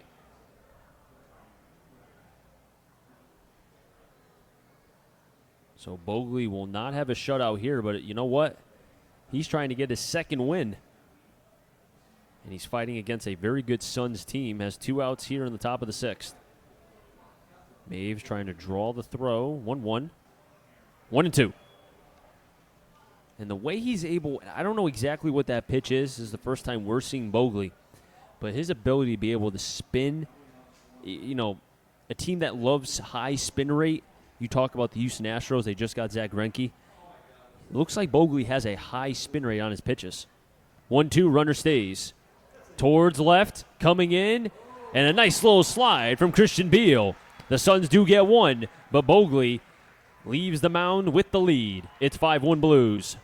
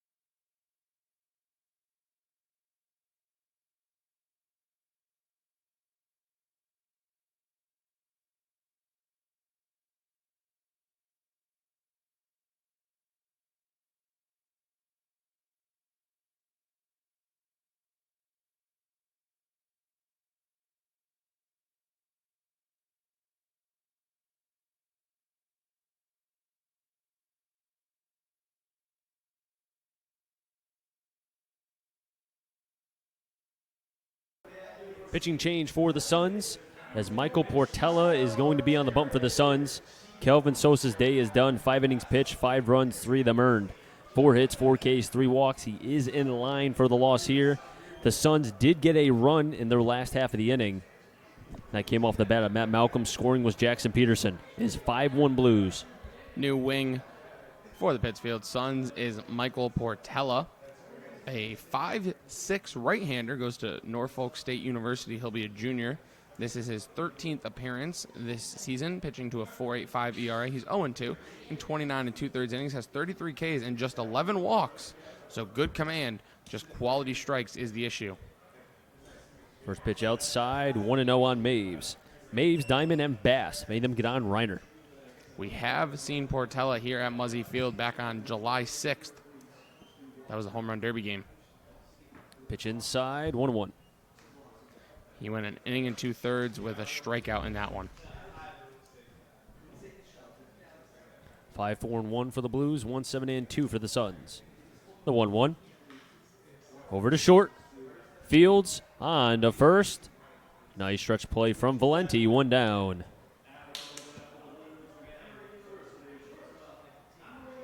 Zeke Diamond at the plate now with 1 batter out. Diamond, 0 for 2 technically, but he's been on base twice, reaching on an E5 and then an E6 and coming around to score in his last plate appearance. And he's put the bat on the ball. It's just when he hits it, they make errors, as the Suns have made 3 so far in this game. Curveball inside, 1-0. Chris Saunders, Matt Pollock, Jack O'Donnell, and Connor. Bringing you the Bristol Blues right here on the Bristol Blues YouTube channel. It's 5-1 Blues. Foul tip, looked to be off the hand, got a piece of Matt Malcolm. And the home plate umpire is going to give the catcher a little bit of a breather.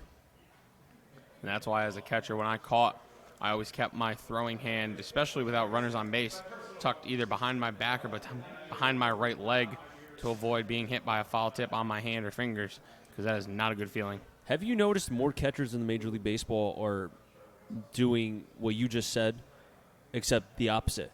They're keeping their hand exposed. Sanchez is one. Salvador Perez is another. They're not putting that hand behind their back. 1-1, 2-1.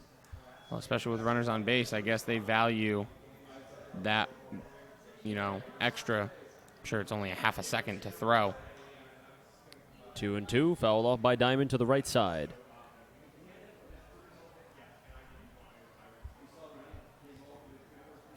Suns 27-24, a game and a half back of first place. The Blues 28-23, also a game and a half back. 2-2. Lined into center, that'll drop. 5th hit for the Blues. A 1-out single for Zeke Diamond. This time he gets on base, and there was nobody making error. And that'll bring up the Lumberjack Casey Bass, 1 for 2 with an RBI single and a run scored and a fly out to left. And I mentioned it in his second at bat. He's been getting better at the plate. Part of it is using all parts of the field. A fly out to left in his first at bat and then a single up the middle to score a run in his last at bat. Let's see if he keeps that approach here. Now facing a right-hander. First pitch to Bass, low, 1-0. I'd like to make a correction. It is 2.5. Could not even read my own handwriting. 2.5 games back for the Suns of first place.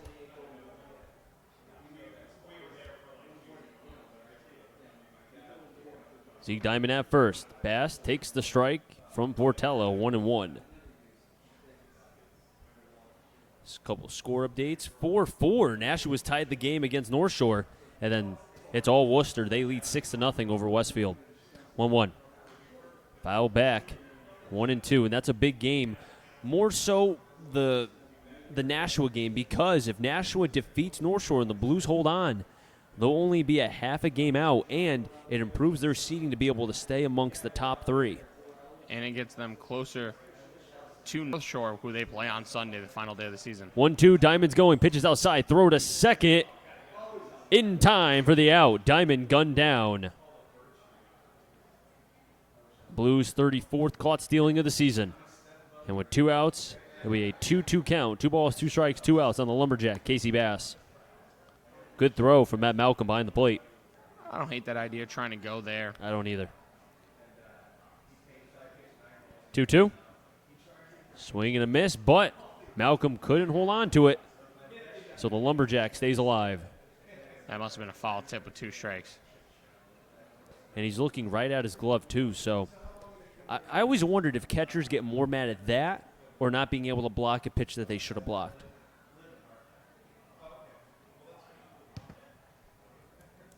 Two-two.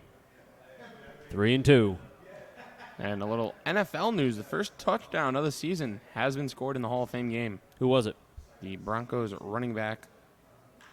Casey Bass, left center. Second hit for Casey Bass. And the Lumberjack, he's feeling it tonight. And again, Chris, what have we talked about all night long? Chop down cherry trees. Using all parts of the field, going to left center there by Casey Bass, going with an outside pitch. Great job by Bass, improving his swing, and he's really gotten better over this FCBL season here for the Bristol Blues. And like you said, he was a dead pull hitter for the longest time, but he has power to go to the opposite field. He does. And I could tell he wanted to make adjustments. He's always having fun, you know. He's always having fun. Reiner, another player that always has fun, fouls it back up the first baseline, 0-1. Casey Bass always has fun. Didn't have a lot of playing time for the longest time. When we've seen players in the FCBL, if they're not getting the playing time they want, they'll just leave. And he stayed. And he knew he had to get better, like you said. He stayed throughout. He wanted to become a better ball player, and he really has. So shout out to Casey Bass. Great job by him mentally and on the field. 16 pitches for the right-hander. Pitch outside, make it 17. That's Michael Portella from Norfolk State University. Back to the NFL news. Broncos running back Khalfani Muhammad, I'm hoping I'm saying that right, scores the first touchdown of the NFL season. That's a trivia question one day. Outside, 2-1. It's only preseason. I don't know about that. Could be. You never know. Both of you are shaking my head or shaking your heads, so I'll just go with that. Reiner's 0 for 2. Takes a strike, evens the count. 2 balls, 2 strikes, 2 outs. Blues lead 5-1, 5-6-1 for the Blues, 1-7-2 for the Suns. Pittsfield will have their bottom of the order, 7-8-9 in the top half. 2-2.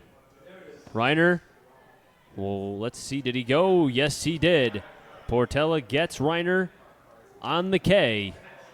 And a clean inning for the right-hander from Norfolk State. The Suns will have the bottom of the order when we come back.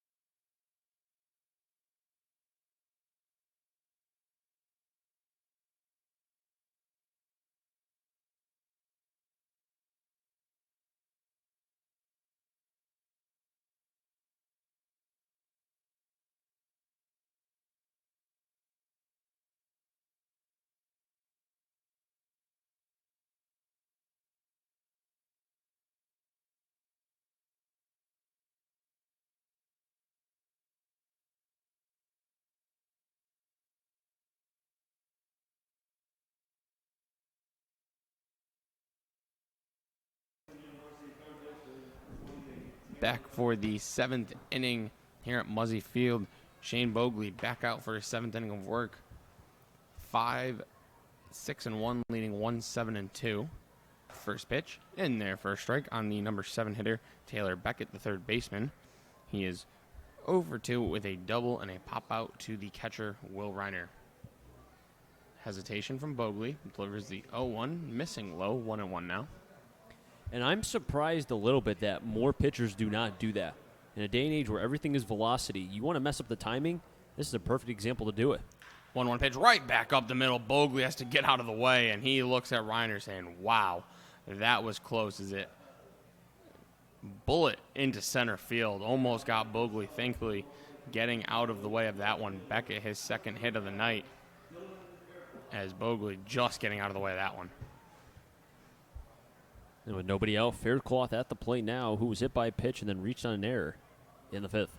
Chris, back to your point a little bit. I think what it is it takes so much balance to be able to do what Bogley does, what Cueto does, what Stroman does. Those are just some of the bigger names that do it. So I wonder if that is why it's not more common. He going from the stretch, first pitch, fouled straight back, 0-1. Is some action in the Blues bullpen. Bogley's pitch count over 80. So he could be ending the near of his line as he creeps up on 97 pitches. 87, pardon me. Wow. Good math, Matt. Bogley sets. Long set. Steps off now. As retreating back to first is Beckett. Bristol Blues trying to creep closer into first place. As Chris mentioned, first place North Shore has given up their lead. It's tie game there now. Pitch missing low and out for a ball, 2-1. So if the Bristol Blues can hang on, and the Nashua Silver Knights, who have tied that game, have taken the lead in that one. Nashua was up 5-4 on North Shore. So if Nashua can hang on, they're only in the bottom of fourth, though. A lot of baseball left in Nashua. Pitch missing low and outside again, 2-1. So if Nashua can hang on and the Bristol Blues can hang on, Chris mentioned just a half game will separate the Bristol Blues and the North Shore Navigators for first place. Those top two seats, very crucial come playoff time. You get that bye, avoid the one-game playoff where anything can happen. 2-1 pitch, skied into right. Heading towards the foul line is Miller. He's chasing on the foul line, sliding, making the catch. Brandon Miller. He does it with the bat. He does it with the glove. He does it with the arm. He does it with his legs. He does it all. Just give him the MVP now, folks. What a play by the St. John's product, Brandon Miller.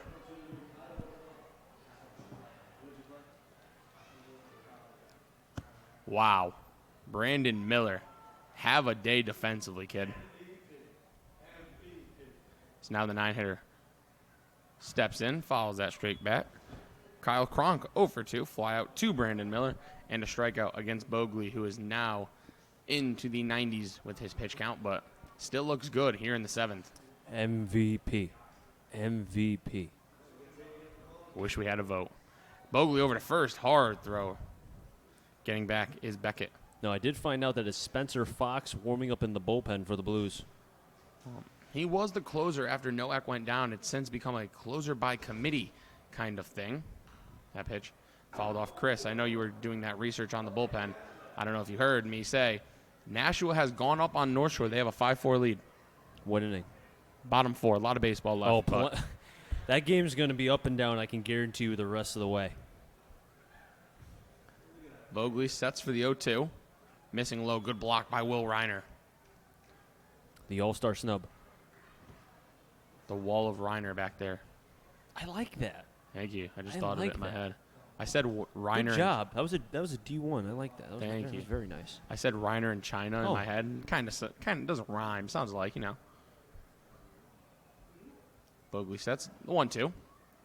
Missing low and out. This might be, I would think, the last inning for Bogley just because it looks like balls are getting hit a little bit harder. And when guys are hitting the ball at a high exit velocity, it means they're catching up to your stuff. Not that he had overwhelming velocity to begin with, but it does seem down a little bit. Grounded second. That could be two. Diamond to second for. Whoa, no. Into right field. As Diamond, a wild throw that goes into right, and everyone is safe. Runners on the corners, 1 out, as this lineup will flip over for the Pittsfield Suns as pitching coach Jordy Shiner will come out to talk to Bogley. That was a play that Diamond was throwing on the run coming in, and because of that, Maves had to be able to kind of range over on a ball. Diamond, as I said, going away, probably could have just ate the throw and just gone to first just to get the second out. Even if that runner stays on second, doesn't matter. You get the second out, but now you're at the top of the order, and The Suns gave the Blues a couple runs with errors. The Blues trying to stay away from that as Spencer Fox is still warming up. As I wonder if that meeting was more to just give Fox some time, as the home plate umpire broke that up pretty quickly. Maybe he likes the pace at which this game's going at and wants to keep it that way. But, the Bristol Blues, more than anything, not only want, but I would almost argue they need to win this game if they want that bye in the playoffs. I think that's fair to say.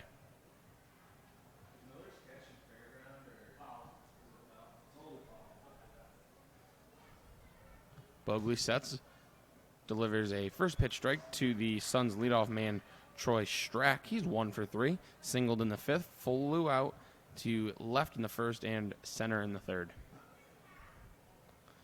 Cronk leads off first. Bogley looking for another ground ball. That pitch misses up. A little extra on that one. I wonder if he knows now. He's at the end of his tank. He's going to empty it. I was going to say, I can almost guarantee you he knows this is his last half inning. Sets for the 1-1. Up the middle, Diamond. Nice sliding play. Flip to second for 1 on to first. High throw. Reynolds couldn't come down with it in time. A run will score. Dylan Reynolds had to jump to catch that relay throw from Maves. As a good hustle by Strack to beat it out. He will get an RBI reaching on a fielder's choice. It is 5-2 now. Wow. I thought the Blues were going to get out of there. That'll bring up Jack Kolomovic. Good job. 1 for 3 on the day. First pitch lined into right field. It's a base hit. Brandon Miller cuts it off. No, it bobbles it. It goes to the wall. Miller recovers.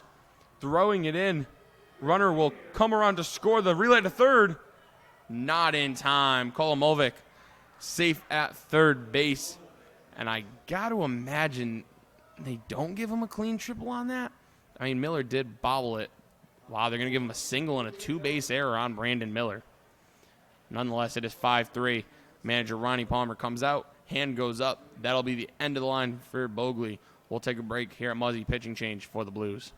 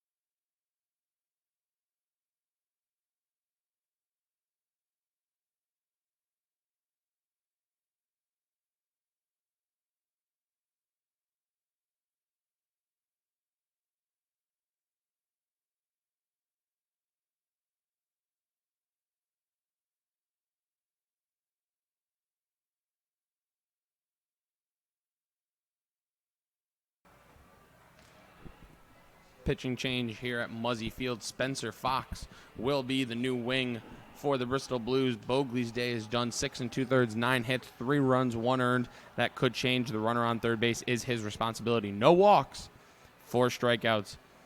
I mean, he just, I think, ran out of gas here in the 7th inning. He hasn't pitched in a while in the FCBL, just his second appearance, so maybe not stretched out fully. We're trying to stretch him a little too much, but the Pittsfield Suns found his number here in the 7th. They've scored 2 within striking distance now. A 5-3 ball game. Matt Valente is going to be the first hitter Spencer Fox faces. Spencer Fox on the season. This is his 19th appearance. He's 1-3 with a 5.10 ERA. Has 1 save in 24 2/3 innings. Has 37 strikeouts. So he misses bats often. He did have a 4 strikeout inning back on the 4th of July. That was something. So he can miss bats, and that would be huge here. The defense for the Blues has made 3 errors tonight. So if Fox can come in and strike out Valente here in the 7th, keep the score just where it is at 5-3 and let the Blues try to add some insurance, that could be huge. First pitch, missing outside, gets just past Reiner, able to recover nicely. 1-0 now.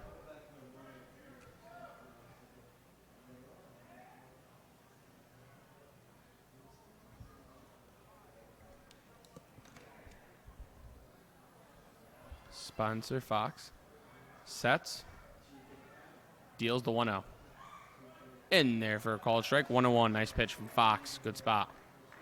Reiner staring down the runner at third base, Klamovic. A little bit of a different velocity between Bogley and Fox here. 2 different pitchers. Bogley, a pitch to contact. Spencer Fox, a strikeout guy. 1-1. Swing and a miss. As I mentioned, he misses bats frequently. Fox has been known to show some energy. I wonder, this is a big strikeout, tying run at the plate here in the 7th. Suns have already scored 2. Fox trying to send it to the 7th inning stretch. The pitch on the outside corner, called strike 3. Valente can't believe it. Spencer Fox, a beautiful curveball on the outside corner, ending the inning. But the Suns get 2 back on 2 hits. No errors and a man left. We stretch here at Muzzy. Blues lead 5-3.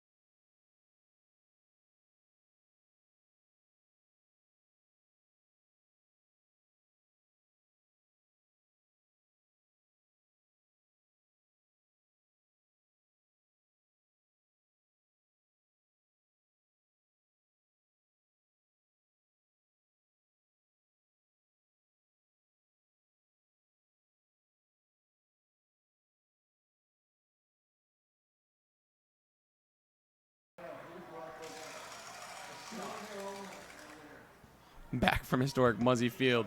We've stretched. We're ready for the final 2.5 innings, potentially only 2, if the Blues can hang on to this 5-3 lead. Back out for another inning of work is Michael Portella.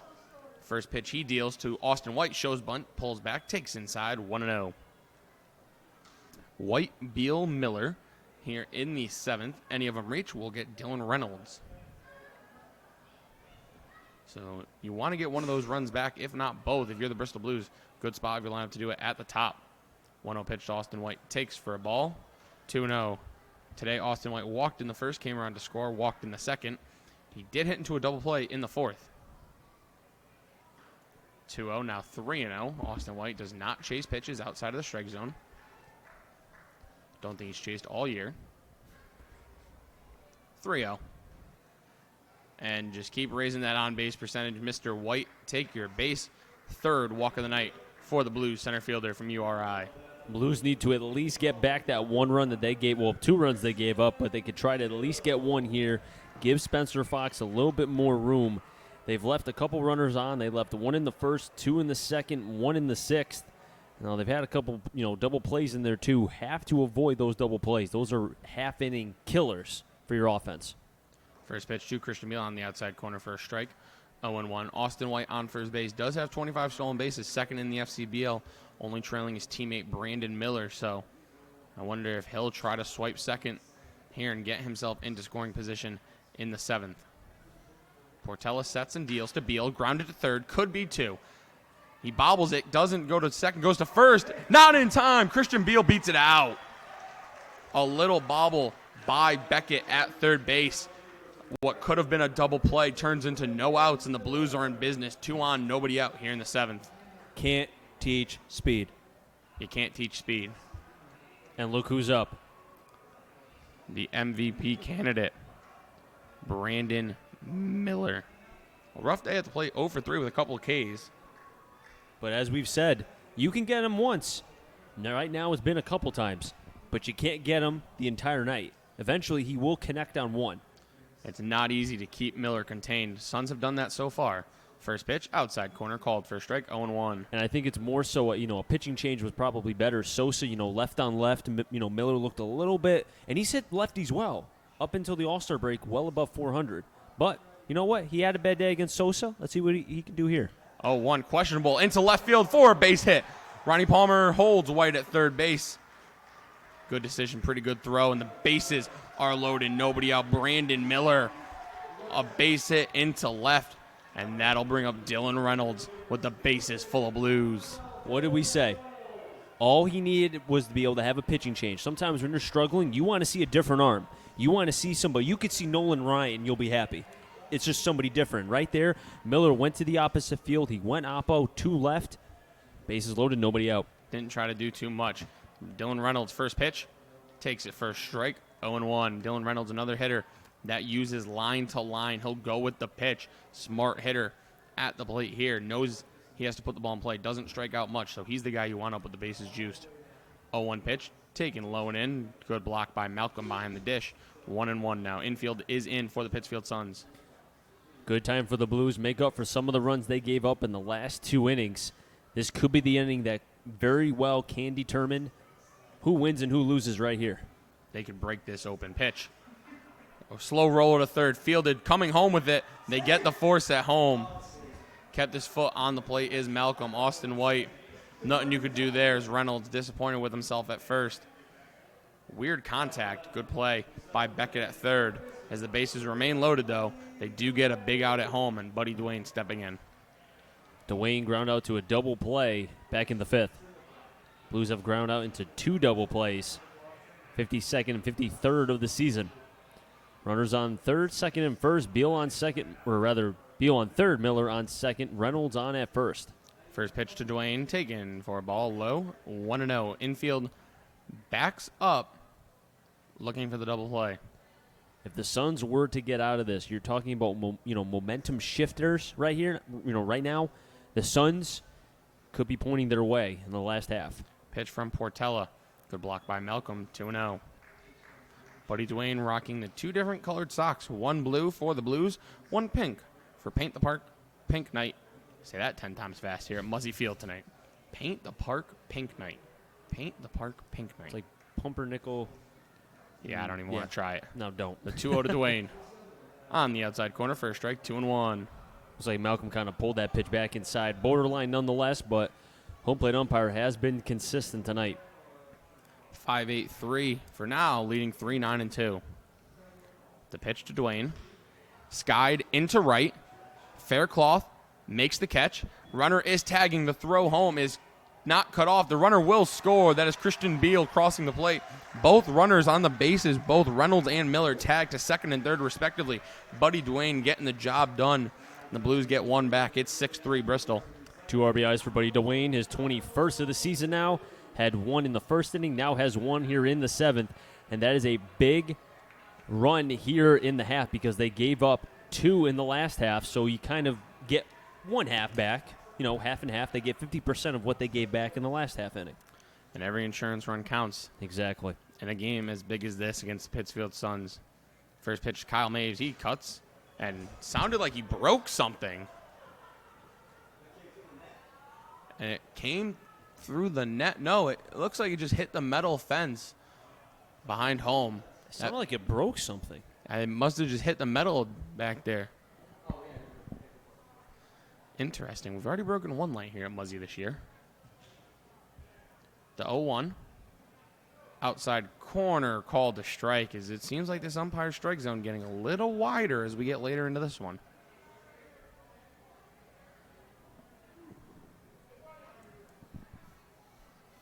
Portella, considering there was bases loaded and nobody out, will accept just one run given up. 0-2 to Maves. Grounded to second. Kolomovic fields, throws to first in time as the Blues had the bases loaded and nobody out and only push across one. They get one of the runs they gave up back. They lead 6-3 as we go to the eighth. Can they hold the lead? Find out when we come back.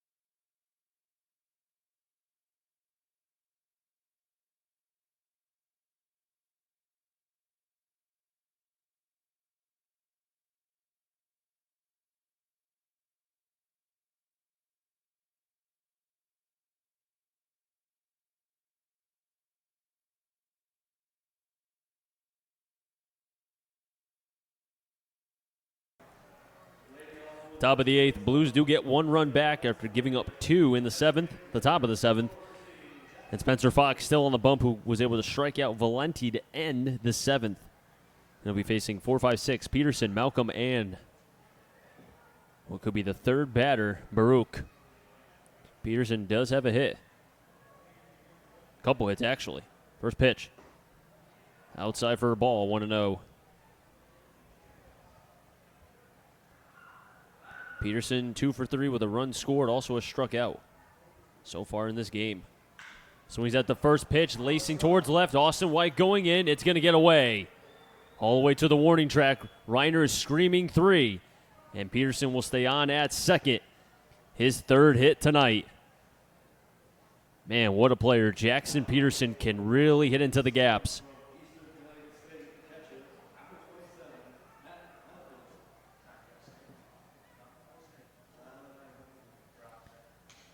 Matt Malcolm at the plate now. Blues lead by 3, but you know what? How much more does that insurance run help the Blues thus far? We'll find out. Could be a big one. Matt Malcolm at the plate now. First pitch. Gets away from Reiner. And now nobody's covering home plate, but Peterson kind of going a couple feet away from third base. Spencer Fox just kind of nonchalantly going towards home. As a pitch that got away. Peterson will be on now at third. 1-0 count on Malcolm. A game of the utmost importance for both teams, the Suns and the Blues. Baruch on deck. 1-0. Swing and a miss. 1-1.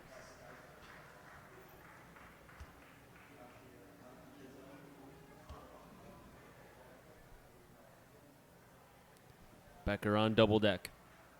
Spencer Fox coming to the set. Takes a breath. 1-1. Curveball high, 2-1.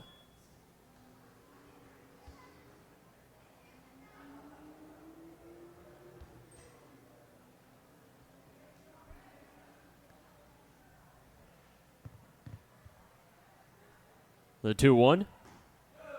In for a strike, 2-2. Couple scores in the FCBL. 6-1. Worcester is ahead of Westfield, bottom 9. And 7-4. Nashua leads over North Shore, top 6. Fox now with the 2-2 to Malcolm. Curveball couldn't get it down, 3-2.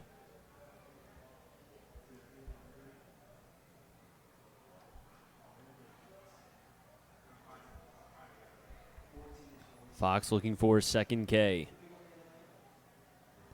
3-2. Through the 5-5 hole, past Diamond into left field. And another RBI for Malcolm. Gives the Suns their 4th run. It's 6-4.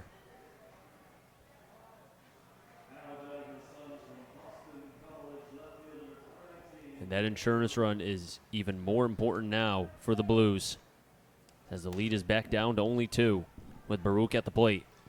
And Baruch has a chance to make this a tie game. Does have home run power. He has 3 on the season.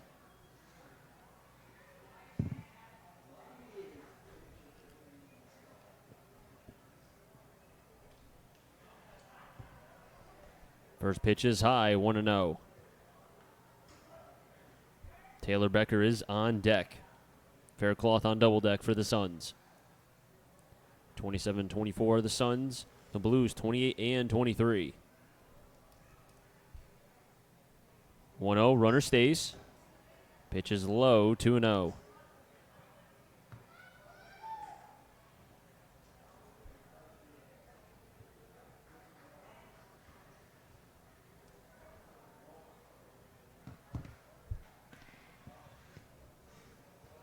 The 2-0. Inner half of the plate, 2-1.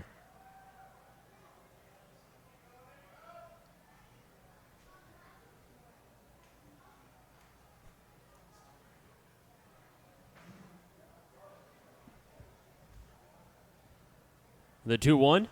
Swing and a miss, 2-2. Good breaking ball from Fox.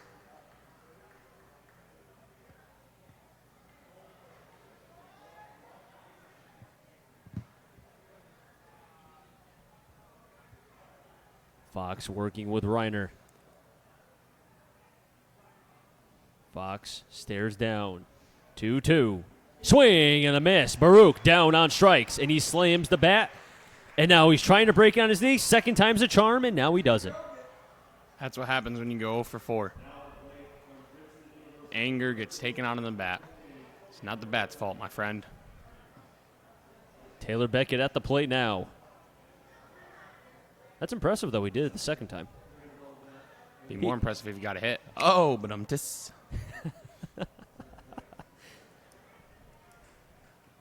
First pitch to Beckett. Secondary lead. Swing and a miss from Beckett. 0-1. 2 Ks for Fox. Thus far had 1 to end the 7th, and then got Baruch to K. And it looks also like somebody's warming up in the pen for the Blues. The 0-1. Low 1-1.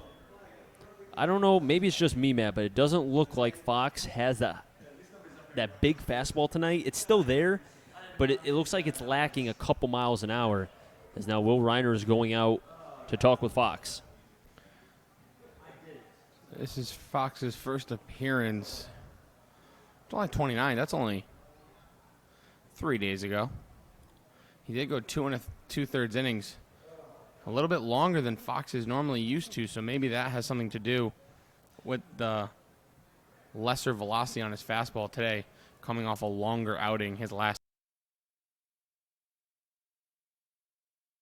Blues lost 3-2.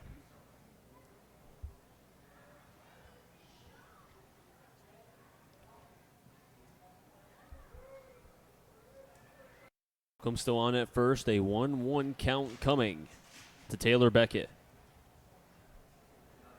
And it's a final. Worcester has defeated Westfield 6-1. 1-1 pitch.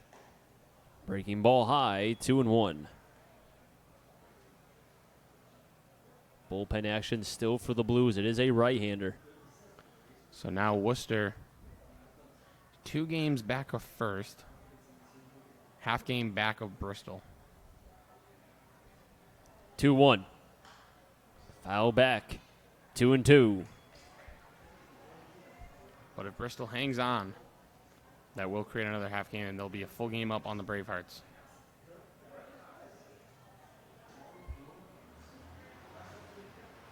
Spencer Fox may not have his best stuff, but right now he is fighting, as he has been the entire season. He's a grinder.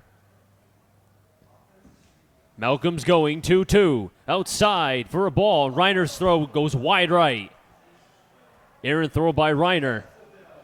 And Malcolm will get to third. And Spencer Fox is asking where that pitch was. And the home plate umpire said it was outside. So the 5th run is at third base. And Matt Malcolm. I almost wonder if Will Reiner didn't throw to second and he just framed that pitch, would he got on the strike? Because that pitch looked good. I think Reiner was going for the K more so than anything, but also Fox too. We haven't seen him, I think, throw to a base the entire season. He doesn't pay attention to runners on base, really. 3-2. High for a ball, first and third. 1 out. This Fox doesn't look good. And as I mentioned earlier, 2 2/3 innings is the last time out, a little bit longer than what he's used to going. Maybe he's still recovering from that outing, as the Blues have some action in their pen. In their pen tonight, they have more options than they did last night. Not that's a very impressive thing to say. They do have Judenis, Beadle, Pfaffenbickler, and Reynolds if needed. So You said they had Judenis? he's on the lineup card. I wonder, is that him throwing? I can't tell. I have a big pole in my All way. hands on deck. It is a righty. That's Judenis. He's in the bullpen right now. First pitch. Foul back. 0-1. Faircloth. Well, that must tell you something. That must mean that the Blues are confident in their rotation going forward. I mean, they only have tomorrow's game and then Sunday. Matt Shane probably going to get one of those games. 0-2. It is James Judenis. He's warming up in the pen. And he's getting hot, so he may be coming in this game at some point. Now, Will Reiner looks like he's pointing. It might be he needs a new mitt. And that's what he's going to be getting there. After that pitch, needs a new mitt. 0-2 count on Faircloth here. Runner on third and Malcolm. The 5th run is on third base. Maybe it's different because he's a catcher. I never had 2 gloves. I was a first baseman. I didn't have 2 mitts. Were you catching 90-plus every single pitch almost with devastating breaking stuff? I stunk. Stop. Just stop. Come on. You're better than that. You're a good player. Fox needs a K. Gets it right there. Swing and a miss. Foul tip. Faircloth was tempted to slam the bat, but decides not to. Third K for Fox. And that is a big strikeout right there because now you have the 9-batter in Kronk. Not saying that it's, you should look forward to the rest of the lineup, amongst the top, but still, you'd rather face the 9-batter and then take your chances with the top in the 9th. But still, Kronk has hit the ball a couple times. Did strike out, however, in the 5th, reached on error in the 7th. Runner stays at first. There's the hard breaking ball by Fox. Good start, 0-1. That's an interesting move to have Judenis warming up. And we don't know who's starting tomorrow. That is something we did not find out. The 0-1. Swing and a miss, 0-2. Matt Shane last pitched July 28th. So if he goes tomorrow, that'd be 4 days rest in between 2 starts. Maybe Matt Shane tomorrow? Could very well be. 0-2. Hits the top of the plate. And the home plate umpire will say that Kronk got a piece to stay alive. And that actually probably was a good thing because if the home plate umpire said he didn't, That got behind Reiner. The runner would more than likely have scored if he came, or it would have been bases loaded with 2 outs. Obviously, we're speculating on tomorrow's starter. We do not know for sure. Beckett on first, Malcolm at third. 0-2, runners stay. Curveball outside, call, strike 3. And Spencer Fox gets his 4th K as he takes a nice little hop past the third base line. Nice job from the right-hander. And Cronk doesn't like the call, but you know what? He's going to have to deal with it.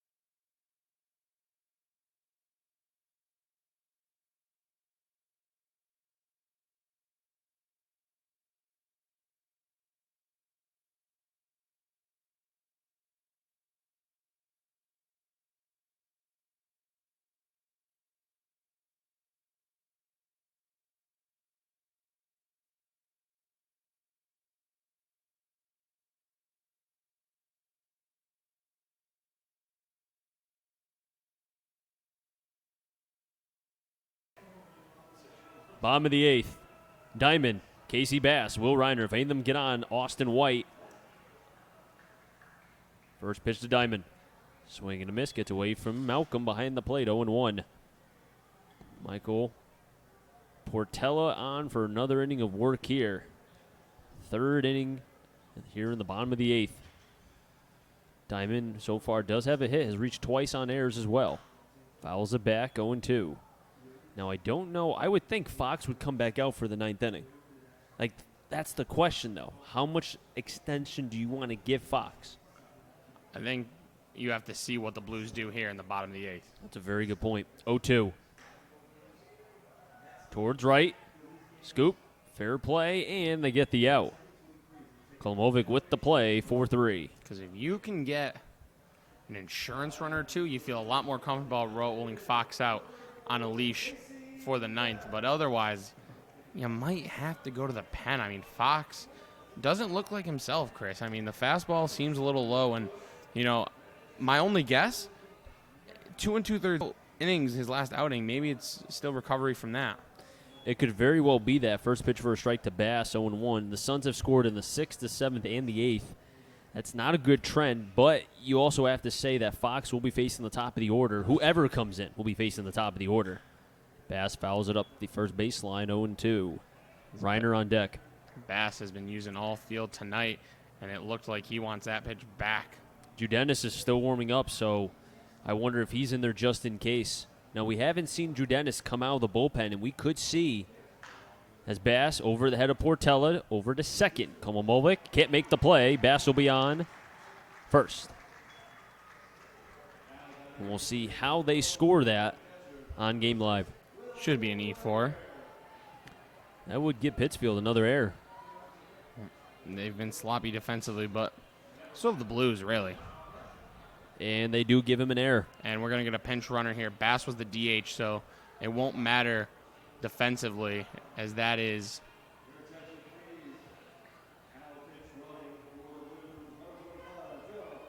John Orzechowski will pinch run for Casey Bass. A little bit more speed, I think, than Casey Bass is Orzechowski.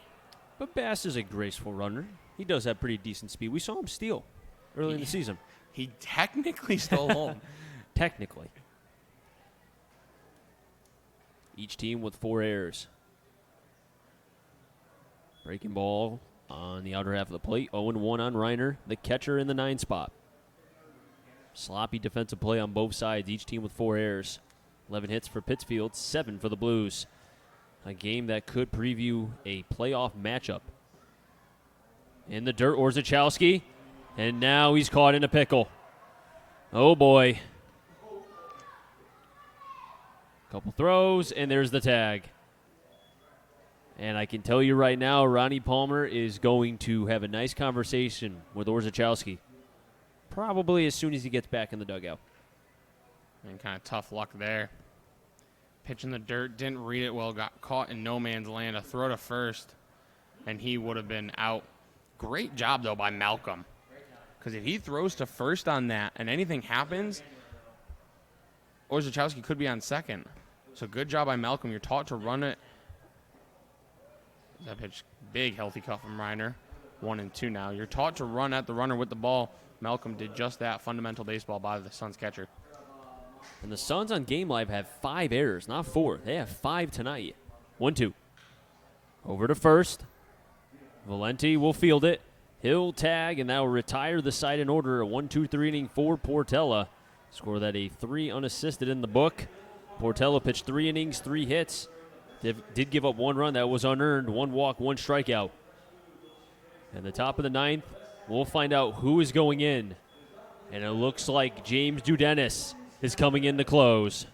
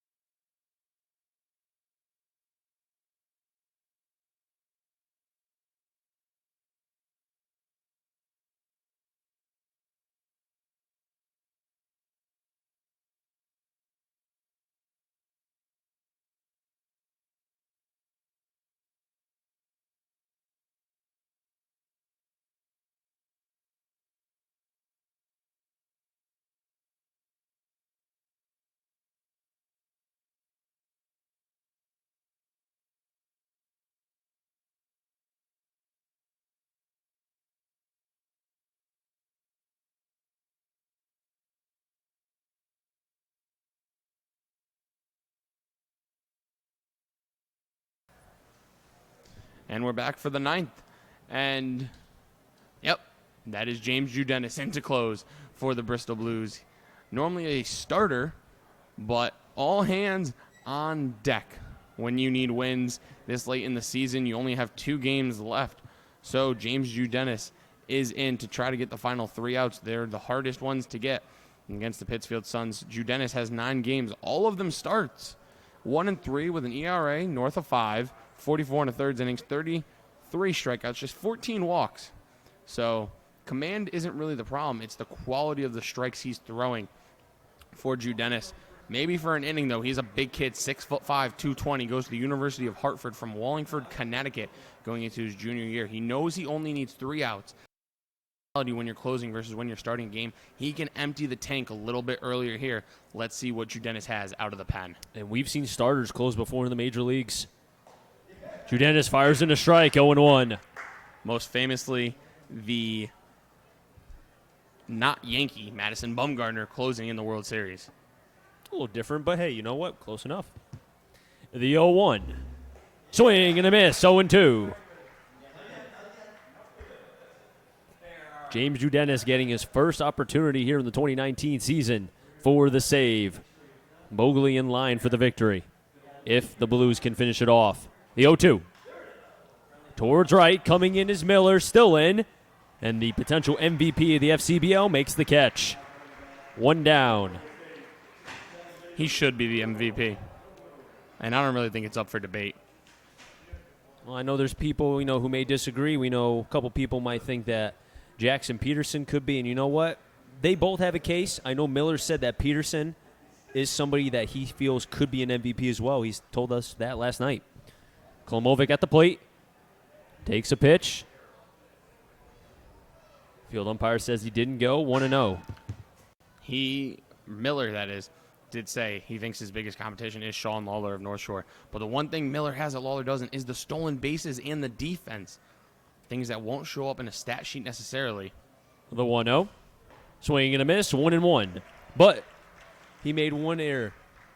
So shame on Miller. Shame. He did. Shame. But he gunned out 2 Suns at home plate. Over 200 innings in the right field and you made an error, Brandon Miller. Come on, shaking my head, dude. Shame. 1-1. High fly ball on the right. Miller coming in again and makes the catch for the second out. And the Blues are 1 out away. I like closer Judenis. And it's not even so much that the fastball is even playing to the level where maybe as a starter he might be rearing back a little bit. He just looks like a different pitcher on the bump right now. I wonder if they trust their starters enough, will they move Judenis to the pen for the playoffs? That's a question we may find out soon enough. First pitch low, 1-0. But before that, sometimes the hardest out to get is the last one. And right now, Judenis 1-0 behind Valenti. We saw that with Bogley. He had a lot of 1-2s and then struggled to get the third out of the inning. 1-0. Fires it in 1-1. And I can tell you right now, Judenis listed at 6'5", 220. Big hulking man when he releases the ball towards home plate. He's got a nice head of hair, too. 1-1.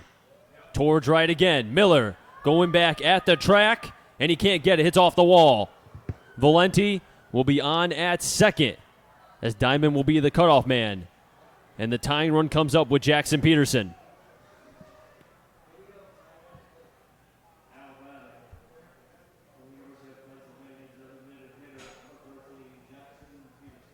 Jackson Peterson at the plate does have 3 hits tonight. And I do know that Judenis against Peterson has owned him this season. So you wonder here, could Judenis get the bounce back here and get a little bit of a revenge? Blues do have a 2-run lead. Suns have out-hit the Blues 12-7. Judenis in the stretch for the first time. First pitch. Fastball high, 1-0.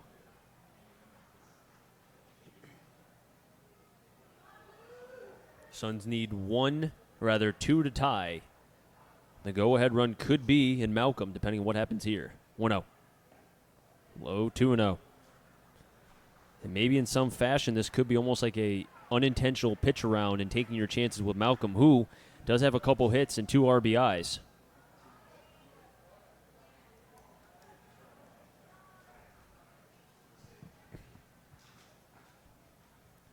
The 2-0. Swing and a miss, 2-1. That was the home run swing from Peterson.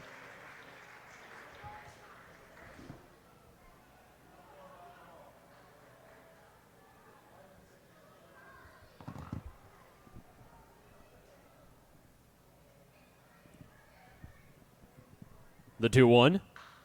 Over to right. Miller still back. He's there. And the catch will be made. James Dudenis gets his first save in the FCBL. And the Bristol Blues win. Final score, 6-4. They improve to 29-23. The Suns, they drop to 27-25. Jackson Peterson, MVP candidate, couldn't come up when it mattered most. Brandon Miller, my MVP, recording all 3 outs in the 9th. What a game from the Bristol Blues. A big win over the Pittsfield Suns. They lose a game in the standings. The Blues pick one up. They'll be back in action tomorrow night at Pittsfield. They win that game. They push the Pittsfield Suns into a 1-game playoff. And we've seen this Suns team, if they get a pitcher they struggle with, they're not going to do well. They struggle against crafty pitchers. If you can get a crafty pitcher on the mound for that 1 game against Pittsfield, you're basically a lock. They don't hit slower pitchers, craftier pitchers very well. The Bristol Blues, James Dudenis, the closer. I want him closing every game. I love closer James Dudenis. I love Brandon Miller, watching him play right field. I love watching this Blues team. They are so much fun right now. They're on fire. Good time to get hot. The Bristol Blues need to get a big win in Pittsfield tomorrow, and then they can cruise into the playoffs. The losing pitcher, Kelvin Sosa, the winning pitcher. And it will be Shane Bogley, his 2nd win in the FCBL. James Dudenis gets his first save. Hey, you know what? Closer by committee. You know what? Pitcher by committee. Next man up mentality. Ronnie Palmer pulling all the strings correctly for this Bristol Blues team. Final score, Bristol Blues do win 6-4. They improve to 29-23. They match their win total from 2018. The Suns drop to 27-25. Matt, I'll see you on Sunday, big guy. Sounds good, Chris. Let's roll into the playoffs. Let's go, Blues. That'll wrap things up here for Muzzy Field. Our thanks to Jack and Connor for everything they've done to make this broadcast happen. Final score for Muzzy Field. Blues win 6-4 over the Suns. Make sure to catch us here on Sunday as the Bristol Blues take on North Shore in their regular season finale at 6 p.m. Pregame at 5:55. For Matt Polick, I'm Chris Saunders. So long, everybody.